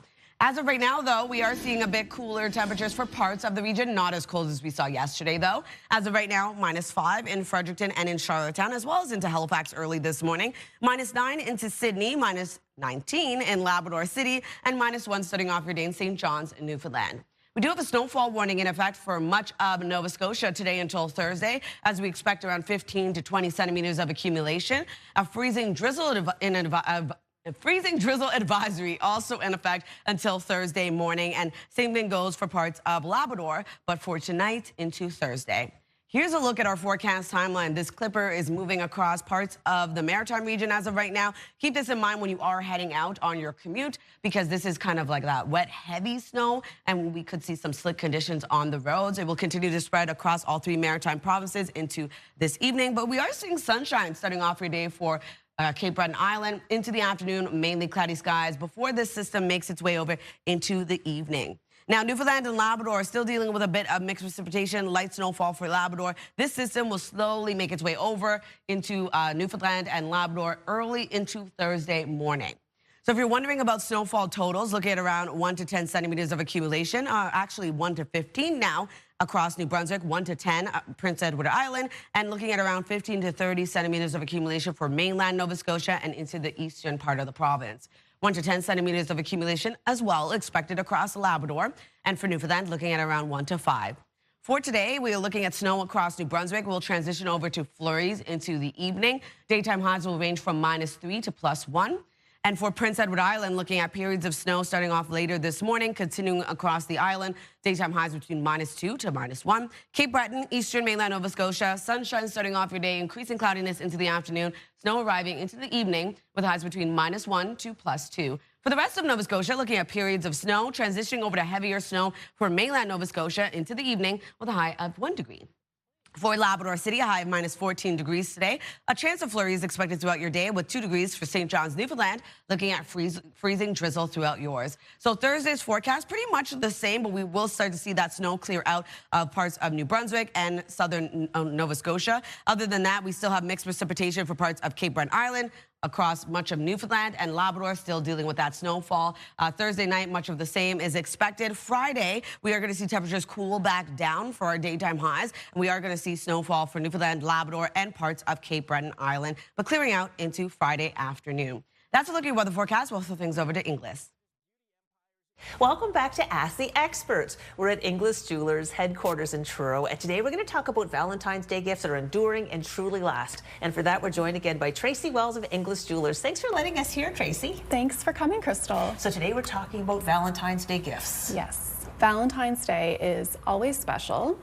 But I think this year in particular, people are really focusing on gifts that feel, more thoughtful and lasting and meaningful. It does feel like people are thinking a little differently this year. Yes, they really are. With everything going on in the world right now, rising costs, uncertainty, and, people being more intentional, we're seeing a shift. Customers aren't looking for something just that's beautiful.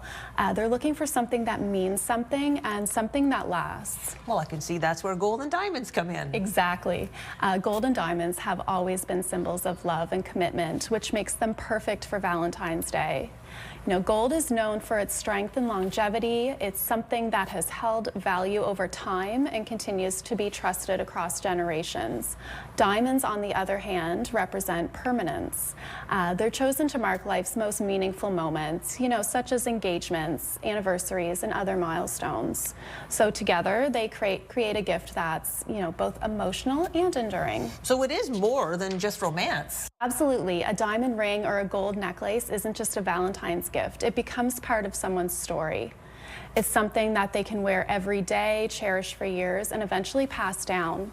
We often hear customers say, I want to give something that lasts longer than flowers or chocolates. So gold and diamonds do exactly that. So what are people gravitating towards this Valentine's Day? We're seeing a lot of interest in classic gold pieces paired with diamonds. You know, simple diamond pendants, timeless rings, delicate gold chains. Pieces that feel personal and meaningful, but not overly trendy. Things that will still feel just as special 10 or 20 years from now. So jewelry does really seem to fit the mood this year. It sure does. Valentine's Day is about love, connection, and reassurance. And in a time when the world can feel uncertain, giving a gift made from gold and diamonds can feel, you know, kind of like a quiet promise, something that's solid and lasting. So if you're looking for a Valentine's Day gift that ticks all those boxes, English Jewelers really is the place to go. It really is. You know, we can help you find the perfect gift for Valentine's Day that's enduring, that's meaningful, and that will stand the test of time. And I will say, for being in the store, the selection is amazing, and the staff is so helpful. They really, really get it. Yes, they do. All right, well, we put all the information about English Jewelers, 4 locations in the Maritimes, and there's info on our website as well. Thanks so much, Tracy, for having us in. Thank you, Crystal, and happy Valentine's Day. You too. Thank you, ladies.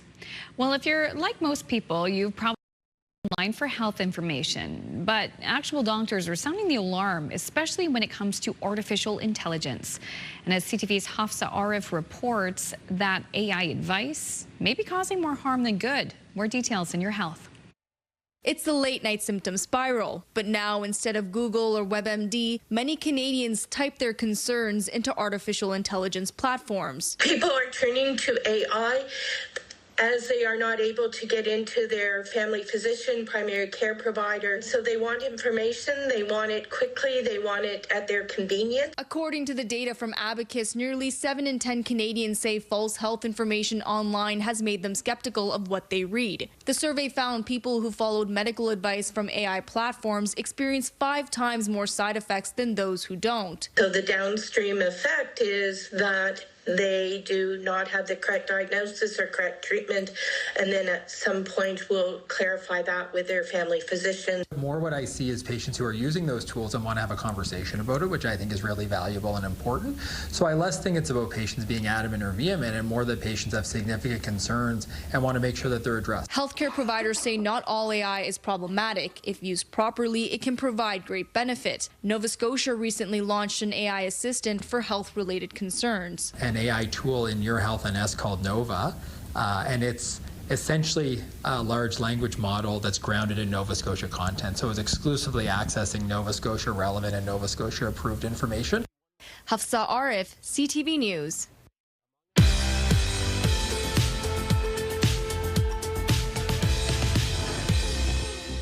We have no milestones to pass along for you today, but if you'd like to see previously aired milestones or find out how to submit one, visit our website by scanning the QR code on your screen. And a reminder, milestones must be received 2 weeks in advance. All right, well, one of Canada's most recognizable natural landmarks has become even more awe-inspiring thanks to cold temperatures this winter. CTV's John Benaveli-Rao has more on the current condition of Niagara Falls. The falls were already one of the world's most iconic natural wonders, a spectacular sight made all the more incredible by the deep freeze. It's just unbelievable. Ice encasing parts of the falls, turning them into a winter wonderland. You gotta hate the weather, but you gotta find the beauty in it too, right? With tourists willing to put up with downright frigid temperatures to see the falls transformed. There's no Maid in the Mist here today because it's packed with ice. After more than 3 weeks straight of below zero temperatures, ice has been building up, amid the longest cold snap to hit Ontario in more than a decade. Sustained cold temperatures. We're seeing, minus 10, minus 15. In fact, last night was minus 20. The falls haven't completely frozen over. The powerful flow of the water is still too strong for that. But the ice around the falls is the most seen since 2015. The waters here have only stopped completely once before in 1848 because of an ice jam.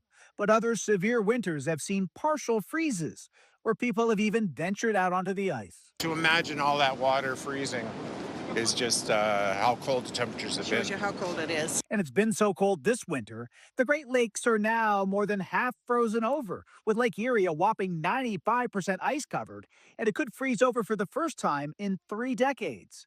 A massive crack formed over the weekend that could be seen from space, and winds have pushed huge sheets of ice onto the shore, creating massive mountains of ice. At the falls, there's been a surge of tourists. Sometimes some will say to us this is their favorite time to see Niagara Falls because this is unique to see ice conditions like this. And while it is expected to reach 1 degree here tomorrow amid a slight warm-up, so much ice is built up around here they expect it to last for many, many weeks to come. John Benavalli-Rouse, CTV News, Niagara Falls. All right, taking another look at our 3-day forecast. New Brunswick seeing snow today with a high of 0. 1 degree on Thursday, a mix of sun and cloud with isolated flurries. And then on Friday, sunny skies, temperature drops to -2. Nova Scotia looking at a high of 0. Snow throughout the day, heavy snow for mainland Nova Scotia into the evening. On Thursday, looking at a high of 0, mainly cloudy skies with isolated flurries. And then on Friday, -2, sunny skies with increasing cloudiness for Cape Breton, leaving cloudy skies. For Prince Edward Island, a high of -3. Snow across the island, same thing on Thursday with a high of -2. Sunshine returns on Friday with a high of -3. Time now, 7:55.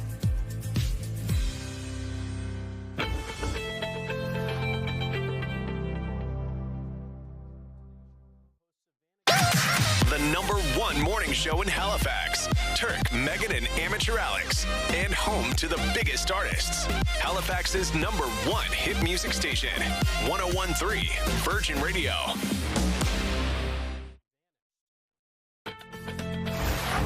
It's Wednesday, February 11th. Today on Your Morning Atlantic, 10 dead, including a suspect after a mass shooting at a northern BC high school. Your top news headlines just ahead. And are you in need of a winter reset? Livestock contributor Afia Francisco will share some small changes you can make before the spring season. That's in about 15 minutes on Your Morning Atlantic. Love that glassware.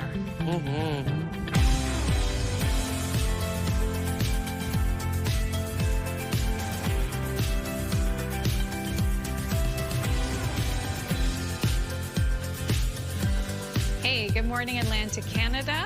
Thank you for joining us on this Wednesday. It's a snow day for some students in the region. We'll have details on the forecast and that coming up. But a reminder, too, to send us a text at 10400. We are asking today, what's the coolest airport you've ever been to? Especially if you have some photos, you can text them to us as well. Later on in the show, we're going to share your favorite answers. For me, it was Taipei in Taiwan. Crystal, yours was the St. Louis airport. Ooh. It's really cool, super retro. And Latavia, you were saying Las Vegas? Yes, that's probably the coolest one I've seen. Cool. All right, so let us know. 10400, text. We'll share your answers later. Yeah. Now, I don't know about flights today. They may be impacted by the weather coming in. At airports in our region. Yeah. We are going to see that heavier snowfall today, so could be an issue. Shoveling. Maybe a little bit of an issue. Something to keep in mind when you are heading out. Here's a live look at Brookvale. What is that? Look, there's somebody ripping around in a little snowmobile or something. Snowmobile, I thought so. At first I thought someone was like...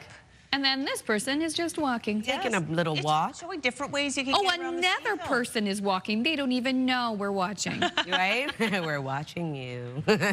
Well, as you can see over in Brookvale, it is a cloudier start to the day. We are going to see snow across Prince Edward Island a little bit later on. As of right now, -5 degrees in Charlottetown and in Fredericton, -4 in Halifax, -9 in Sydney, -1 over in St. John's, Newfoundland. Factor in that wind chill, still going to be a bit cooler into this morning. Temperatures will rise a little bit later on, but there is that risk of frostbite over in Labrador City. A snowfall warning in effect for much of Nova Scotia for today until Thursday, and we do have a freezing drizzle advisory across parts of both Newfoundland and Labrador. Here's a look at our satellite and radar. We are seeing snow for much of New Brunswick already. Parts of Nova Scotia will continue to spread into the afternoon and evening for the Maritime region, making its way over to Newfoundland and Labrador into later tonight, early Thursday morning. For our current wind across the Maritime region, remaining light this morning, will continue to pick up into the afternoon for parts of the Maritimes. As of right now, though, 20 kilometers per hour in Yarmouth, 19 into St. John, New Brunswick, 17 in Moncton. Wind gusts of up to 28 kilometers per hour in both Grand Manan and St. John. We'll take a look at your long-range forecast just ahead. First, a look at your local news with Amanda. Prime Minister Mark Carney has postponed his trip to Halifax following a deadly mass shooting at a high school in Tumbler Ridge, BC. Early yesterday afternoon, RCMP responded to reports of an active shooter at the secondary school in northeastern British Columbia and found 7 people dead, including the suspect, who police described as a female in a dress with brown hair. 1 person died while being taken to hospital, and more than 24 others were hurt, some of them seriously. RCMP say they found another crime scene where 2 people were killed and are believed to be connected to the attack. In total, the mass shooting has left 10 people dead. While they believe the shooter died of self-inflicted injuries, police said they were not in a place to understand why any of this violence took place. A busy maritime university is closed today, and it's not due to the weather. Mount Allison in Sackville, New Brunswick, saying last night it's canceled all classes for today out of an abundance of caution after, quote, a concerning message found on campus referencing February 11th, 2026. The school did not go into details, but says all classes and campus activities are canceled and scheduled midterms will take place during the next scheduled classes. Dorms and the dining room remain open, but security has been ramped up and RCMP are involved. Officials say they will share updates on the reopening of the campus as soon as they can. A number of public schools are being impacted by today's snowstorm. Due to the forecast and anticipated road conditions, all schools are closed for the Tri-County Regional Center for Education, the Annapolis Valley Regional Center for Education, and the South Shore Regional Center for Education. Schools in the municipality of East Hants, as well as schools in Advocate and Parsboro, also closed due to weather. For CSAP, classes are canceled for the South and Metro cluster. More details can be found on our website, ctvnewsatlantic.ca. Expect heavier traffic in downtown Halifax for the next month or so. Due to ongoing construction of the QE2 Halifax Infirmary expansion, a section of Roby Street outside the hospital will be closed to southbound traffic until April. In addition, Cedar Street between Roby and Henry will be accessible to local traffic only until the end of March. Officials say drivers should expect delays and use alternate routes where possible.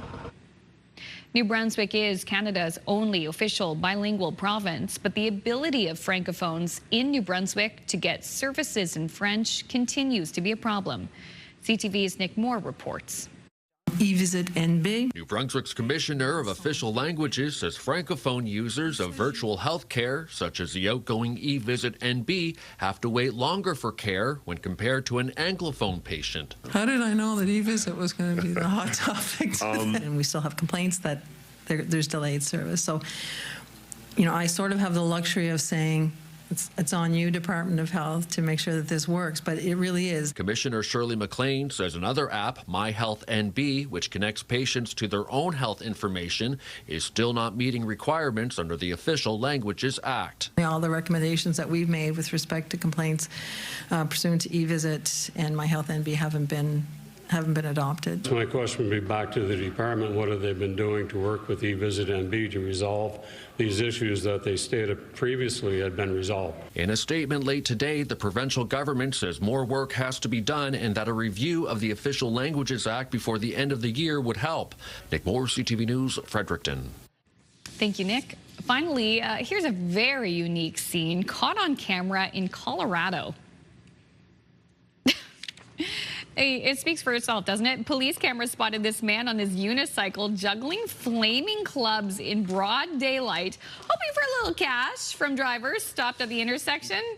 So not only did he put on a memorable show, he also wrapped up his act in time for the green light. Okay, that's fair. Wow. But it's the fire. Like, it's one thing to be on the gigantic unicycle, but the fire flames. Even juggling alone would have been something. No, he had to do it on fire. Oh, that's how you get the bucks. I would have given this guy some money. Right? See? Who has cash these days? That's incredible. It's like, oh, I don't have cash. I got a Tic Tac. Oh my and gosh. And gone. You know what? Kudos to him. Yeah. At least he didn't hold up traffic. No. Oh, it's the skills. Yeah. Skills to pay the bills. Oh my gosh. Okay. Yesterday I was giving a hard time to our humanoid robot friend. Yes. Yeah. Okay, well, today I found another humanoid robot, but this one is worth checking out. Okay. He can move better than most humans.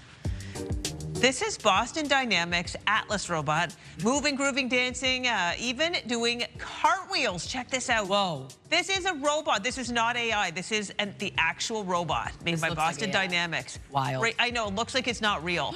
The creators say this fully electric robot could be useful in industrial settings, potentially navigating cluttered warehouses, handling irregular objects, and adapting to unexpected obstacles. The movement is next level. Whoa, this is, wow. That looks like a person in a costume almost. It's really taking the world by storm. This could be, look, this is incredible. This could be, not perfect. Okay. Oh.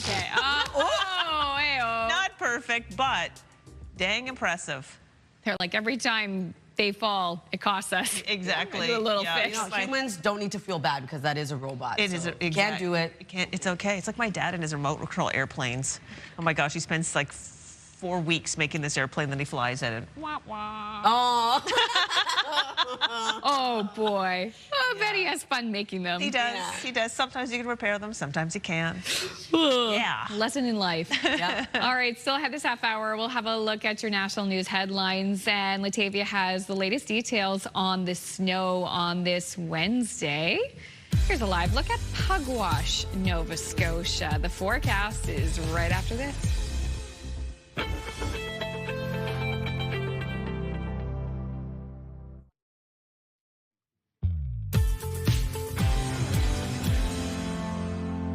Good morning and happy Wednesday. The time now is 8:11. Taking a live look at Bedeck, starting off at -5. Beautiful sunshine starting off your day. You'll be seeing a mix of sun and cloud before increasing cloudiness, seeing the snow arrive into the evening. Weather is brought to you by ALC.ca. We are seeing a bit of a cool start to the day for parts of the region. Not as cold as yesterday morning, but as of right now, it is -5 degrees heading outdoors in both Fredericton and in Charlottetown, -4 in Halifax, -8 over in Sydney, and 0 into St. John's, Newfoundland. We do have a snowfall warning in effect for much of Nova Scotia today until Thursday, seeing snowfall between 15 to 20 centimeters of accumulation, a freezing drizzle advisory for parts of Newfoundland until Thursday morning, as well as a freezing drizzle advisory for parts of Labrador. Here's a look at our forecast timeline. We are seeing snow now moving into parts of all 3 maritime provinces, and for Newfoundland and Labrador, dealing with another system bringing mixed precipitation across parts of Newfoundland and light snowfall for parts of Labrador. Now, we are starting off the day with some sunshine for Cape Breton Island. They'll be seeing this system move into the evening, but into the afternoon, much of the same expected, dealing with that snowfall. Keep that in mind when you are heading out on your commute. And into this evening, that's when we start to see snow enter into Cape Breton Island, taking us into early Thursday morning, still dealing with this system as it makes its way over to Newfoundland and Labrador. If you're wondering about snowfall totals, look at around 1 to 15 centimeters of accumulation across New Brunswick, 1 to 10 across Prince Edward Island, the heaviest being into Nova Scotia at around 15 to 30 centimeters for parts of mainland Nova Scotia and eastern. For Labrador, looking at around 1 to 10 centimeters as well, and 1 to 5 for Newfoundland. Here's a look at our forecast today for New Brunswick, looking at snow that will transition over to flurries into the evening. Daytime highs between -3 to +1. Prince Edward Island also going to see a cloudier start to the day. Snow moving in later into the morning. Daytime highs between -2 to -1. Cape Breton, eastern Nova Scotia, starting off the day with sunshine, and then seeing increasing cloudiness, snow arriving into the evening. Highs between -1 to 2 degrees. For the rest of Nova Scotia, daytime highs between 1 to 2 degrees as well. Snow throughout your day, transitioning over to heavier snow for mainland Nova Scotia into the evening. Labrador City looking at a chance of flurries throughout your day with a high of -14 degrees. 2 degrees for St. John's, Newfoundland, freezing drizzle expected. So Thursday's forecast, probably the warmest day of the week for the maritime region. Daytime highs above seasonal for the most part. Still seeing snow for parts of all 3 maritime provinces, a bit of mixed precipitation for parts of Cape Breton and into Newfoundland. Labrador dealing with snow. And then into Thursday night, pretty much the same. We'll start to see the system clear out of the majority of the Maritimes into early Friday morning as we still deal with a bit of flurry activity for parts of Cape Breton and still seeing snow for Newfoundland and Labrador. Into the Friday forecast, though, sunshine returns for the maritime region. That's a look at your weather forecast. We'll throw things over to Amanda. Thank you, Latavia. Prime Minister Mark Carney has postponed his trip to the Maritimes following a deadly mass shooting at a high school in Tumbler Ridge, British Columbia.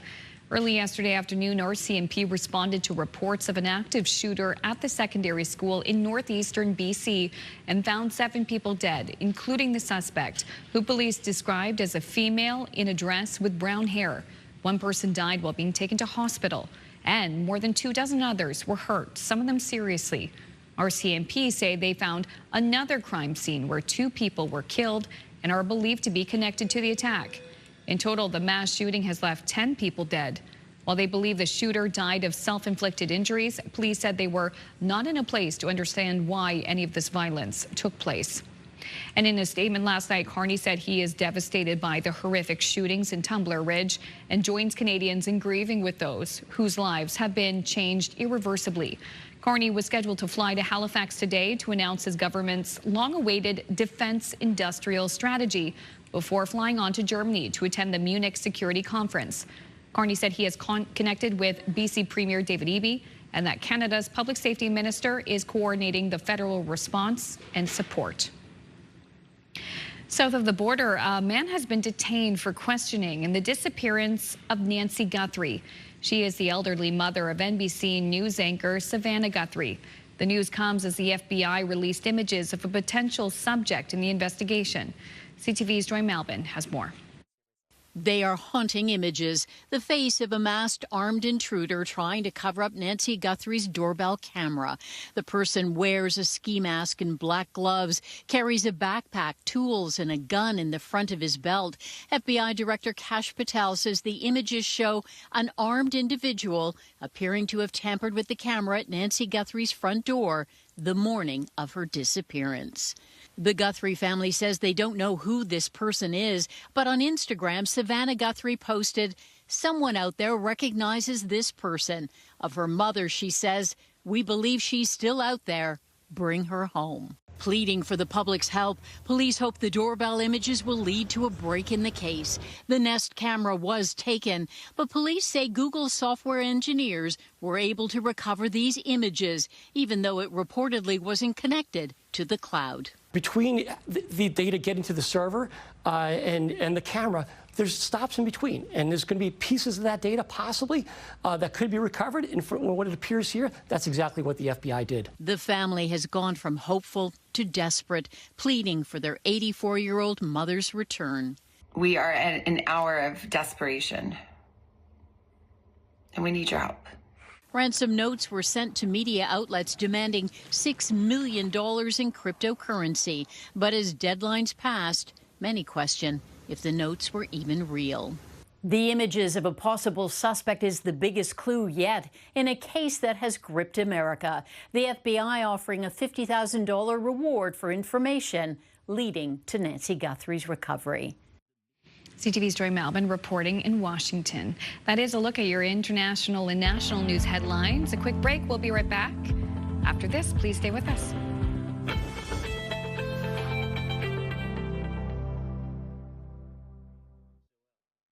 Move Mornings with Aaron and Peter. Weekday mornings on Move 100. The most fun in the morning.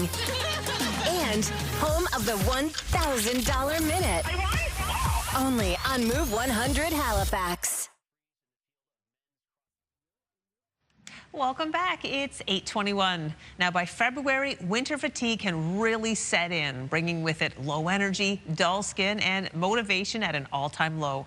Our partner and lifestyle expert, Afia Francisco, joins us this morning with realistic tips to help us reset before spring. Good morning, Afia. Good morning, Crystal. Thanks for having me. Oh, always a pleasure to have you here. So I guess you're suggesting swapping alcohol for something else for your first item.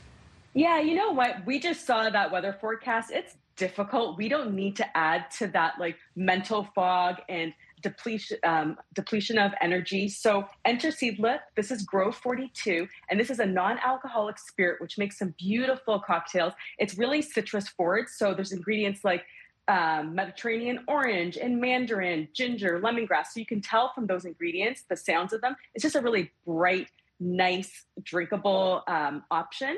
And what I like about this, it's almost not least of all the ritual behind it. So it's something to look forward to at the end of the day, but you don't have to sacrifice or compromise your well-being on behalf of it. So I'm loving Seedlip Grow 42. It's just a really lovely way to brighten our day a little bit. Absolutely. I actually have that in my cupboard right now. It was the cute squirrel on the label that sold me. I needed to get that in my home. Yeah, it's so good, right? It's so good. All right, let's move into style. I'm always ready for some style tips. You know, and this is something, Crystal, I'm going to say, we don't necessarily have to break the budget. In fact, we don't even have to go outside of our own closets, because likely all of us have something that maybe we haven't gravitated towards for whatever reason. But now I'm going to say, really pick up those colorful pieces, those beautiful materials that feel good up against the skin, just things that are moments of happiness, bring you small bits of joy throughout the day. And while it sounds really silly, it does add up. These little things throughout the day of self-care are ways that we're going to tackle the rest of this winter, because we got to get to spring. Yeah, you're absolutely true. It's true. The touch of a beautiful, like this satin shirt I'm wearing, just feels lovely on the skin. And those things make you happy. Okay, updating your winter skincare routine. I'm ready for that. Yeah, so this is a great Canadian company. This is Sugar Moon and Baudet Spa. And what I love about this, Farron, is that they really do get Canadian winters. It's a Canadian company, so we're talking really quality, high-end ingredients, but meant to protect and revive the skin, as the name suggests. So it's a beautiful balm. We'll see here the texture in a moment, but it's just ensuring that your skin isn't also suffering the consequences of the wind and the harsh heat, all those different things that are happening with the indoor heating. And it really just feels lovely, ensuring that we're not all dried out, because that's just another thing that just feels lovely. Take a moment, enjoy it, and easy to do. Yeah, love it. And Canadian. We do love supporting our Canadian companies. All right, finally, the importance of light. Oh my gosh, Afia, yes. Right. So, Crystal, if you can, in the moment, take a conscious moment that sun is hitting you, that you really do enjoy it. A few moments, as we can see here, just that dappling of light. Now, sometimes it's outside of our control. We're waking up before the sun is up, or it's just not a bright day and it's overcast. So I do love these little light features here. This one's called Happy Light. I just found it on Amazon, easy to Google, and it mimics that daytime light. So if you're looking at this for a few minutes, have it on as you're working beside you at your desk. It really does amp up that feeling of vitamin D and all those great sun qualities. And that's something that I've been loving. That sounds like a great solution for these dark times of the year. Quick question about the products, the Canadian products. Do they smell good? They do. There's actually a very subtle scent to it. So lovely. I think they're actually, if I'm remembering, they're fragrance-free, but because of the natural ingredients in them, they do have a really subtle, it's beautiful. I quite love it. I'm actually wearing it right now. I put it on while we were on the break, and it's just a really nice, gentle scent. Good to know. Thank you so much for these tips. Thanks so much, Crystal. Get through winter, see spring. You too. See you next time, Afia. And now we're going to turn our attention over to Latavia. Thanks, Crystal. Starting off in New Brunswick, a high of 0 with snow today. For Thursday, we're looking at a high of 1 degree. There will be sunshine, but also isolated flurries. On Friday, -2 degrees with sunshine across the province. Nova Scotia looking at a high of 0. Looking at snow across the province today. Heavy snow for mainland Nova Scotia this evening. On Thursday, 0 as your daytime high yet again. Mainly cloudy skies, isolated flurries. On Friday, starting off with sunshine for much of the province. We do have cloudy skies for Cape Breton Island and a high of -2. Prince Edward Island, -3 degrees today with snow. On Thursday, looking at pretty much the same thing, a high of -2. -3 degrees on Friday, sunny skies across the island. Time now, 8:25. Stick with us. We'll be right back.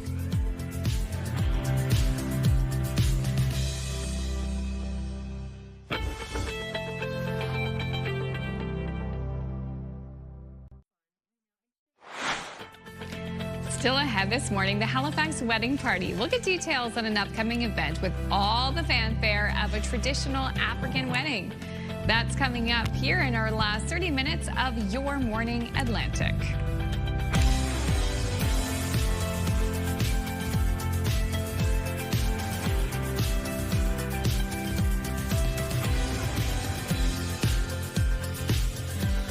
Good morning, Atlantic Canada. Thank you so much for joining us. The time now is 8:28. I've never been to an African wedding, and looking through those photos, I'm like, I'm sad that I haven't Yeah. been. I'd love to go. Yeah, Any that's wedding, gorgeous. really. I love a wedding. Me too. Like in my kind of group of friends, like most people are married now. Yeah. We don't get invited to that many weddings. You know what? I was really fortunate to be invited to one about 10, oh gosh, maybe longer than 10 years ago. Oh, wow. Yeah, and it was in Halifax, which was really fun. And when the bride was walking down the aisle, there was special singing when she was coming down. It was the So coolest you went to thing. an African wedding? Yeah, Cool. absolutely. That's Oh my gosh, awesome. it was awesome. It was really fun, beautiful, great party. I'm so excited to hear more about that after the show. During our show, though, coming up, we're going to learn about an African wedding party that you can attend. Yes, Because it's a party that you can get tickets for. Yeah, I'm That's excited awesome. about that. Really looking forward to this. Anything to bring some brightness and excitement to this long, long, long winter. I know, my goodness, feels like it's never gonna end. But it will, eventually. Eventually, but before it ends, we have lots more excitement in the weather department. Yeah, we got some snowfall making its way across the maritime region. Even Newfoundland and Labrador dealing with a bit of mixed precipitation. Snowy. Yep, here's a live look at Fredericton. You can see, keep in mind for your commute today, roads could be slick. You see that snowfall over there. -5 degrees in your area. Factor in the wind chill. A bit cooler starting off your day, but temperatures will rise into the afternoon. As of right now, -5 as well in Charlottetown, -4 degrees in Halifax, -8 in Sydney, and 0 starting off your day in St. John's, Newfoundland. Here's a look at that wind chill across the maritime region, and then for Labrador, looking at a risk of frostbite early in the morning. We do have a snowfall warning as well for much of Nova Scotia today because of that snow and that clipper making its way over. Today until Thursday could see around 15 to 20 centimeters of accumulation. A freezing drizzle advisory also in effect until Thursday morning for parts of Newfoundland and parts of Labrador. Here's a look at our current satellite and radar tracking across the province. We are going across the region, I should say. Across the Maritimes right now, all 3 maritime provinces starting to see that snow. Newfoundland and Labrador still dealing with some light snowfall. Newfoundland, some freezing drizzle. And into the current wind for the maritime region, starting off quite light, will continue to pick up into the afternoon. As of right now, 19 kilometers per hour in Yarmouth, 17 in Greenwood, 11 into Fredericton and Charlottetown. One wind gust to notify you of getting up to 31 kilometers per hour in Edmundston. We'll take one last look at your forecast just ahead, but first, one last look at your local news with Amanda. Prime Minister Mark Carney has postponed his trip to Halifax following a deadly mass shooting at a high school in Tumbler Ridge, British Columbia. Early yesterday afternoon, RCMP responded to reports of an active shooter at the secondary school in northeastern BC and found 7 people dead, including the suspect, who police described as a female in a dress with brown hair. One person died while being taken to hospital, and more than 24 others were hurt, some of them seriously. RCMP say they found another crime scene where 2 people were killed and are believed to be connected to the attack. In total, the mass shooting has left 10 people dead. While they believe the shooter died of self-inflicted injuries, police said they were not in a place to understand why any of this violence took place. Back here on the East Coast, a busy maritime university is closed today, and it's not due to the weather. Mount Allison in Sackville, New Brunswick, saying last night it's canceled all classes for today out of an abundance of caution after, quote, a concerning message found on campus referencing February 11th, 2026. The school did not go into details, but says all classes and campus activities are canceled and scheduled midterms will take place during the next scheduled classes. Dorms in the dining room remain open, but security has been ramped up and RCMP are involved. Officials say they'll share updates on the reopening of the campus as soon as they can. And a number of public schools are being impacted by today's snowstorm. Due to the forecast and anticipated road conditions, all schools for the Tri-County Regional Center for Education, Annapolis Valley Regional Center for Education, and the South Shore Regional Center for Education, schools in the municipality of East Hants, as well as schools in Advocate and Parsboro, also closed due to the weather. For CSAP, classes are canceled for the South and Metro Cluster. More details are on our website, ctvnewsatlantic.ca. Some maritime sun seekers with plans to visit Cuba are being told their vacations are now canceled. My first time, my grandson, my other son, I'll get to go on a family vacation. And then it just canceled. Monctonian Heather Warren booked a Cuban vacation for 5 last May. She was told yesterday that those plans have been canceled. Air Canada, WestJet, and Air Transat have suspended service to the island nation as it deals with a worsening energy crisis in the midst of a U.S. oil blockade. All three airlines plan to bring travelers back home to Canada, and it's unclear exactly how many passengers are affected. The ongoing traffic issue was back on the table at Halifax City Council, where the cost of bike lanes was debated yet again.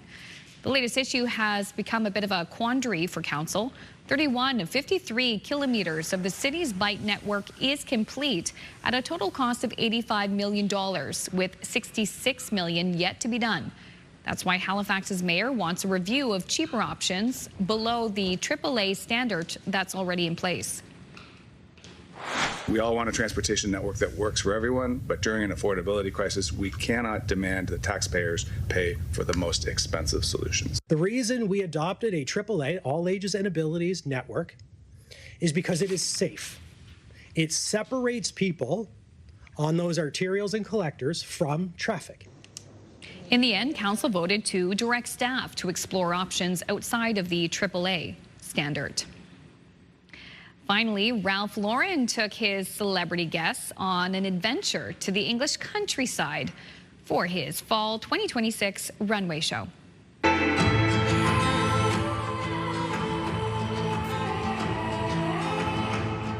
Okay, this is where I need to get Latavia's opinion. So, okay, the designer delivered a stylish take on softness and strength set amid the Beaux Arts architecture of the Clock Tower building in Manhattan. Ooh la la. Celebrity guests for the Ralph Lauren or Ralph Lauren show included Anne Hathaway, Lana Del Rey, Lily Reinhart, a lot of big names there. What do we think? Especially Latavia. We are loving it. You're high-end, Latavia. Yeah. Not really. But this is quite chic. It's beautiful. And classic. Like, if I could dress like this every day, I totally would. Oh, yeah. The browns. Sure. I actually wore a Ralph Lauren polo shirt this morning. Did you? Funny, yeah. That's you fun. did. It's very cute. Look at the velvets. No, I love this collection. It's gorgeous. Very classic. And like the fact that it's got this kind of British countryside. I always love the equestrian kind of look that you get with Ralph Lauren. Do you say Ralph Lauren or Lauren? Ralph Lauren. You say Ralph Lauren. I'm not going around going Ralph Lauren. Like, no. I think I used to say Ralph Lauren. Yeah. But it's gorgeous saying it. Yeah, let's get Ralph on the horn. Let's call him. Yeah, I'm sure he says Ralph Lauren. I don't know. I've never met him. Wonder if he's down to earth. Yeah, I guess he is. Well, I believe he is no longer with us, but we could ask his people. Yeah. Also, Anne Hathaway. Oh, gorgeous. Oh, and we have the trailer for The Devil Wear Prada 2. Yeah. That's out. Speaking of iconic fashion. Yes, for sure. Speaking of movies. Yes. An upcoming documentary is going to take us back to the age of the dinosaurs. Yes. This is the story of the dinosaurs. Oh, you know that voice, too. Morgan Freeman, the team behind Our Planet, as well as executive producer Steven Spielberg, they're taking viewers way, way back in time to the millions of years that saw the rise and fall of the dinosaurs. Morgan Freeman, of course, does narrate the documentary. It starts streaming March 6th, so pretty soon. I don't know. I think I like it. I can't wait to see it. I love anything that has to do with dinosaurs. I'm obsessed. 100%. Look at this. Morgan Freeman's voice. Sent from heaven. Yes. Yeah. We can watch the Shawshank Redemption today. That's a good one. Or Bruce Almighty. I was just going to say that. I was going to say that played God. That's a great one, too. Yeah. As soon as you said voice from heaven, I was just thinking, Morgan If you Freeman. haven't seen Bruce Almighty, watch that. It's hilarious. They even have some news anchors on there and stuff in that newsroom. Pretty funny. All right, switching gears, talking about the community calendar, talking about events in our region. So Campbellton's regional winter celebration returns this week. You can enjoy Snowfest, where there will be live entertainment, snow sculptures all around town, activities at the museum, tubing, sleigh rides, and so much more. For additional details and locations of these activities, check out their website. And Park Royal United Church will host a Valentine's Day roast beef supper. I said suffer, but it's supper. Oh, you will not be suffering. Yeah, you will not. This will take place in Charlottetown on Saturday, February 14th from 4:30 p.m. to 5. You can enjoy a meal made with love. For additional details, they have an Eventbrite page. You can check it out. And enjoy an evening of laughter, learning, and high-voltage fun as Dr. Kaboom Under Pressure takes the stage at the Bella Rose Arts Center in Halifax. This will be Friday, February 13th at 7 p.m. You can enjoy interactive science demonstrations, comedy, and a powerful message about personal resilience. To learn more, head over to the website and get some tickets. And if you have an upcoming event, please send us the details. We'd love to promote it. Your Morning Atlantic at ctv.ca. Oh, I love that. And we get a few of them as well. Always send them along to Latavia, so please do send them along. All right, we're going to have one final look at the Wednesday forecast and also, too, the Halifax wedding party. We're going to get details on an upcoming event that you can join. We're going to have all the fun just ahead.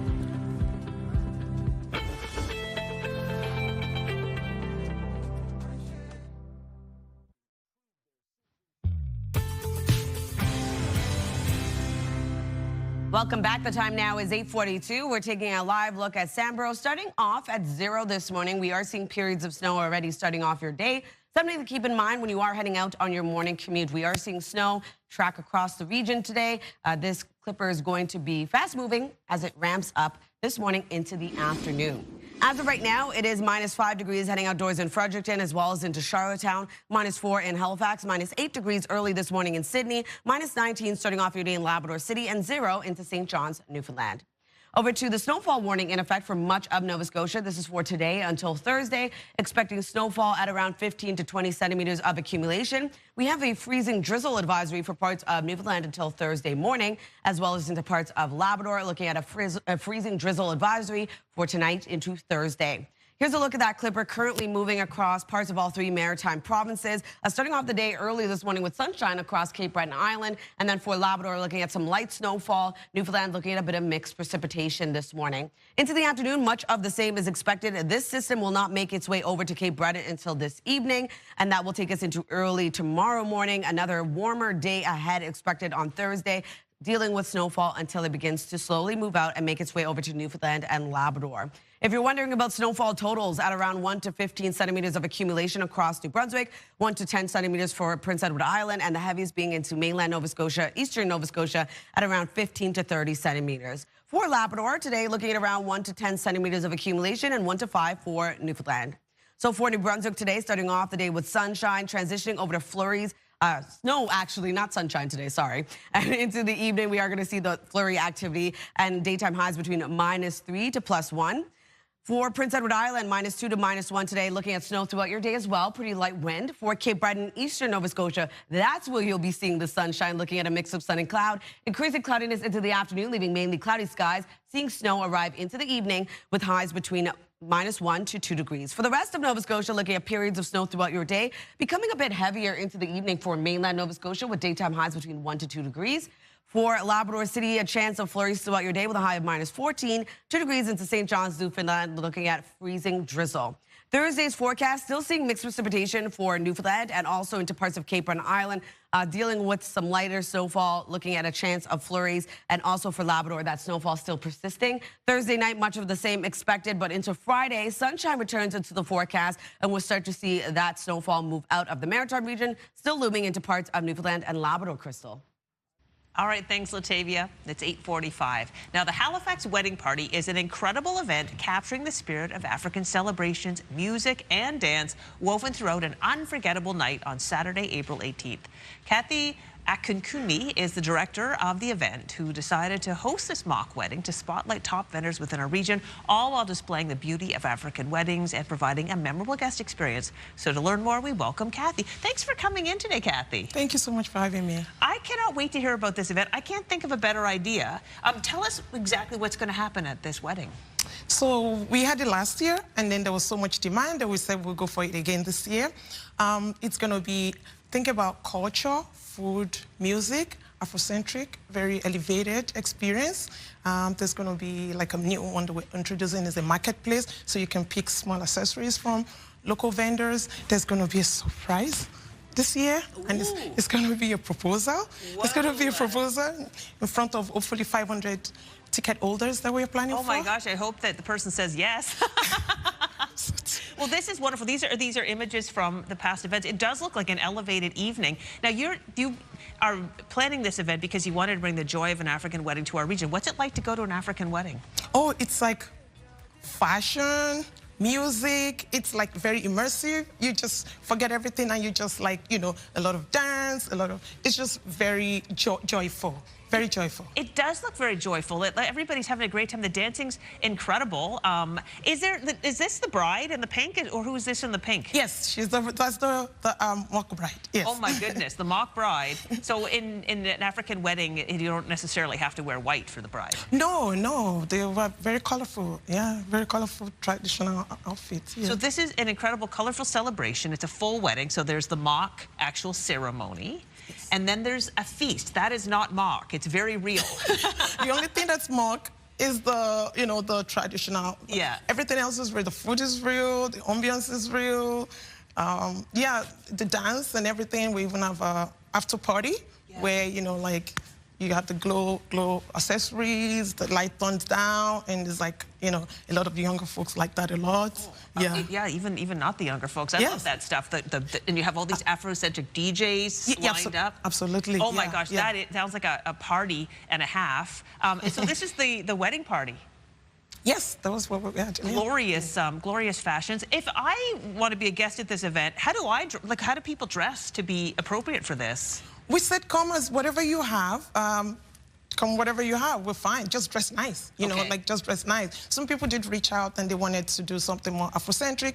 We do have on our website vendors that do have Afrocentric, and we'll have a small marketplace too, where you can pick up small accessories. If you just want to have something Afrocentric, you could pick up an earring, a little headband, turban, quickly like that. During the cocktail, before you go in. It sounds like you thought of everything. Okay, I want to just ask about the meal. What sort of food will be served for the feast? Oh my God, I don't know if you know a popular jollof rice.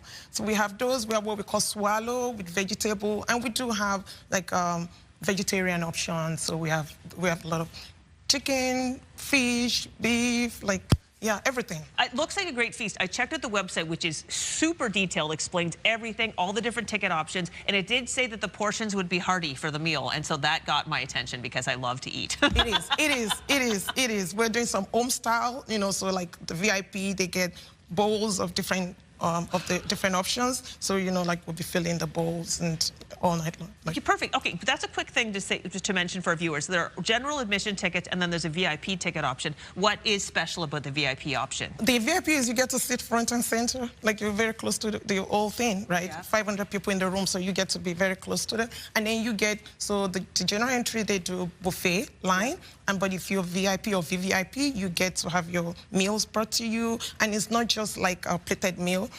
You have like bowls of different varieties, so you get what you want. We have servers, they come bring you, refill the bowls. It sounds like a wonderful experience from beginning to end. And where is it taking place? It's at the Cedar Event Center.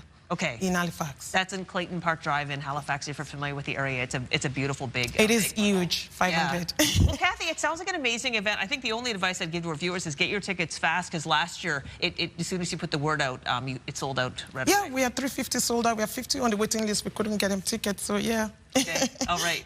All right, well, we'll put the details on our website to make it easy for you to find. We'll take a break. We'll be back to wrap up the show right after this.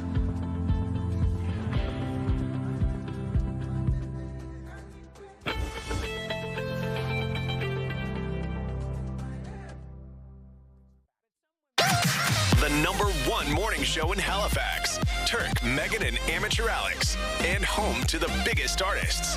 Halifax's #1 hit music station. 101.3 Virgin Radio. Welcome back. Oh my gosh, that sounds like such a fun event. Thank you. Yeah, Kathy's on the way out. Thanks, Kathy. I know, I want to get my tickets to that. Oh yeah, it's a blast. Like, those tickets start at $55. It seems like a pretty good price for a full dinner. And a drink ticket? And a drink ticket, night of dancing. You can't get something like that nowadays for that price. You can't. All right, we want to share the answers to the Move Morning Chat now. So we were asking about really cool, unique airports. If you have a favorite one, if you have one that really stands out. Listen to the first answer that we have, because it's really cool. This is Susie from Amherst who sent us a text that says, North Carolina airports have pet-friendly relieving stations. Wow. We love seeing this. The areas have grass, fire hydrants, and bags for cleanup. We thought this was a fantastic idea for families that travel with our pets. We actually saw a client enjoying the area. A wonderful idea. Wow. It's a great idea. Yeah, that's actually important if you think about it. Oh. Because if you have to go all the way out and then come back in through security, that would be brutal. It's true. I know I've seen animal relieving stations at Halifax, Stanfield, Ottawa as well. Oh yeah, absolutely.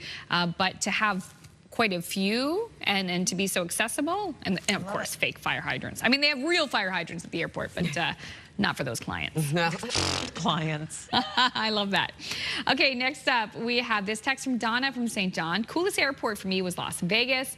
There were slot machines everywhere you look, plus a huge sign coming off the plane telling you you have arrived. It was awesome. They actually have these little trains too, which I'd never seen before, to take you from one terminal to the next. It was pretty fast. Oh, because it's so big. Yeah, I was like, what is this? Pretty funny. I thought I was taking the airport. Yeah, the I was airplane. traveling alone, so I was kind of lost. But it was cool to see. Cool to see.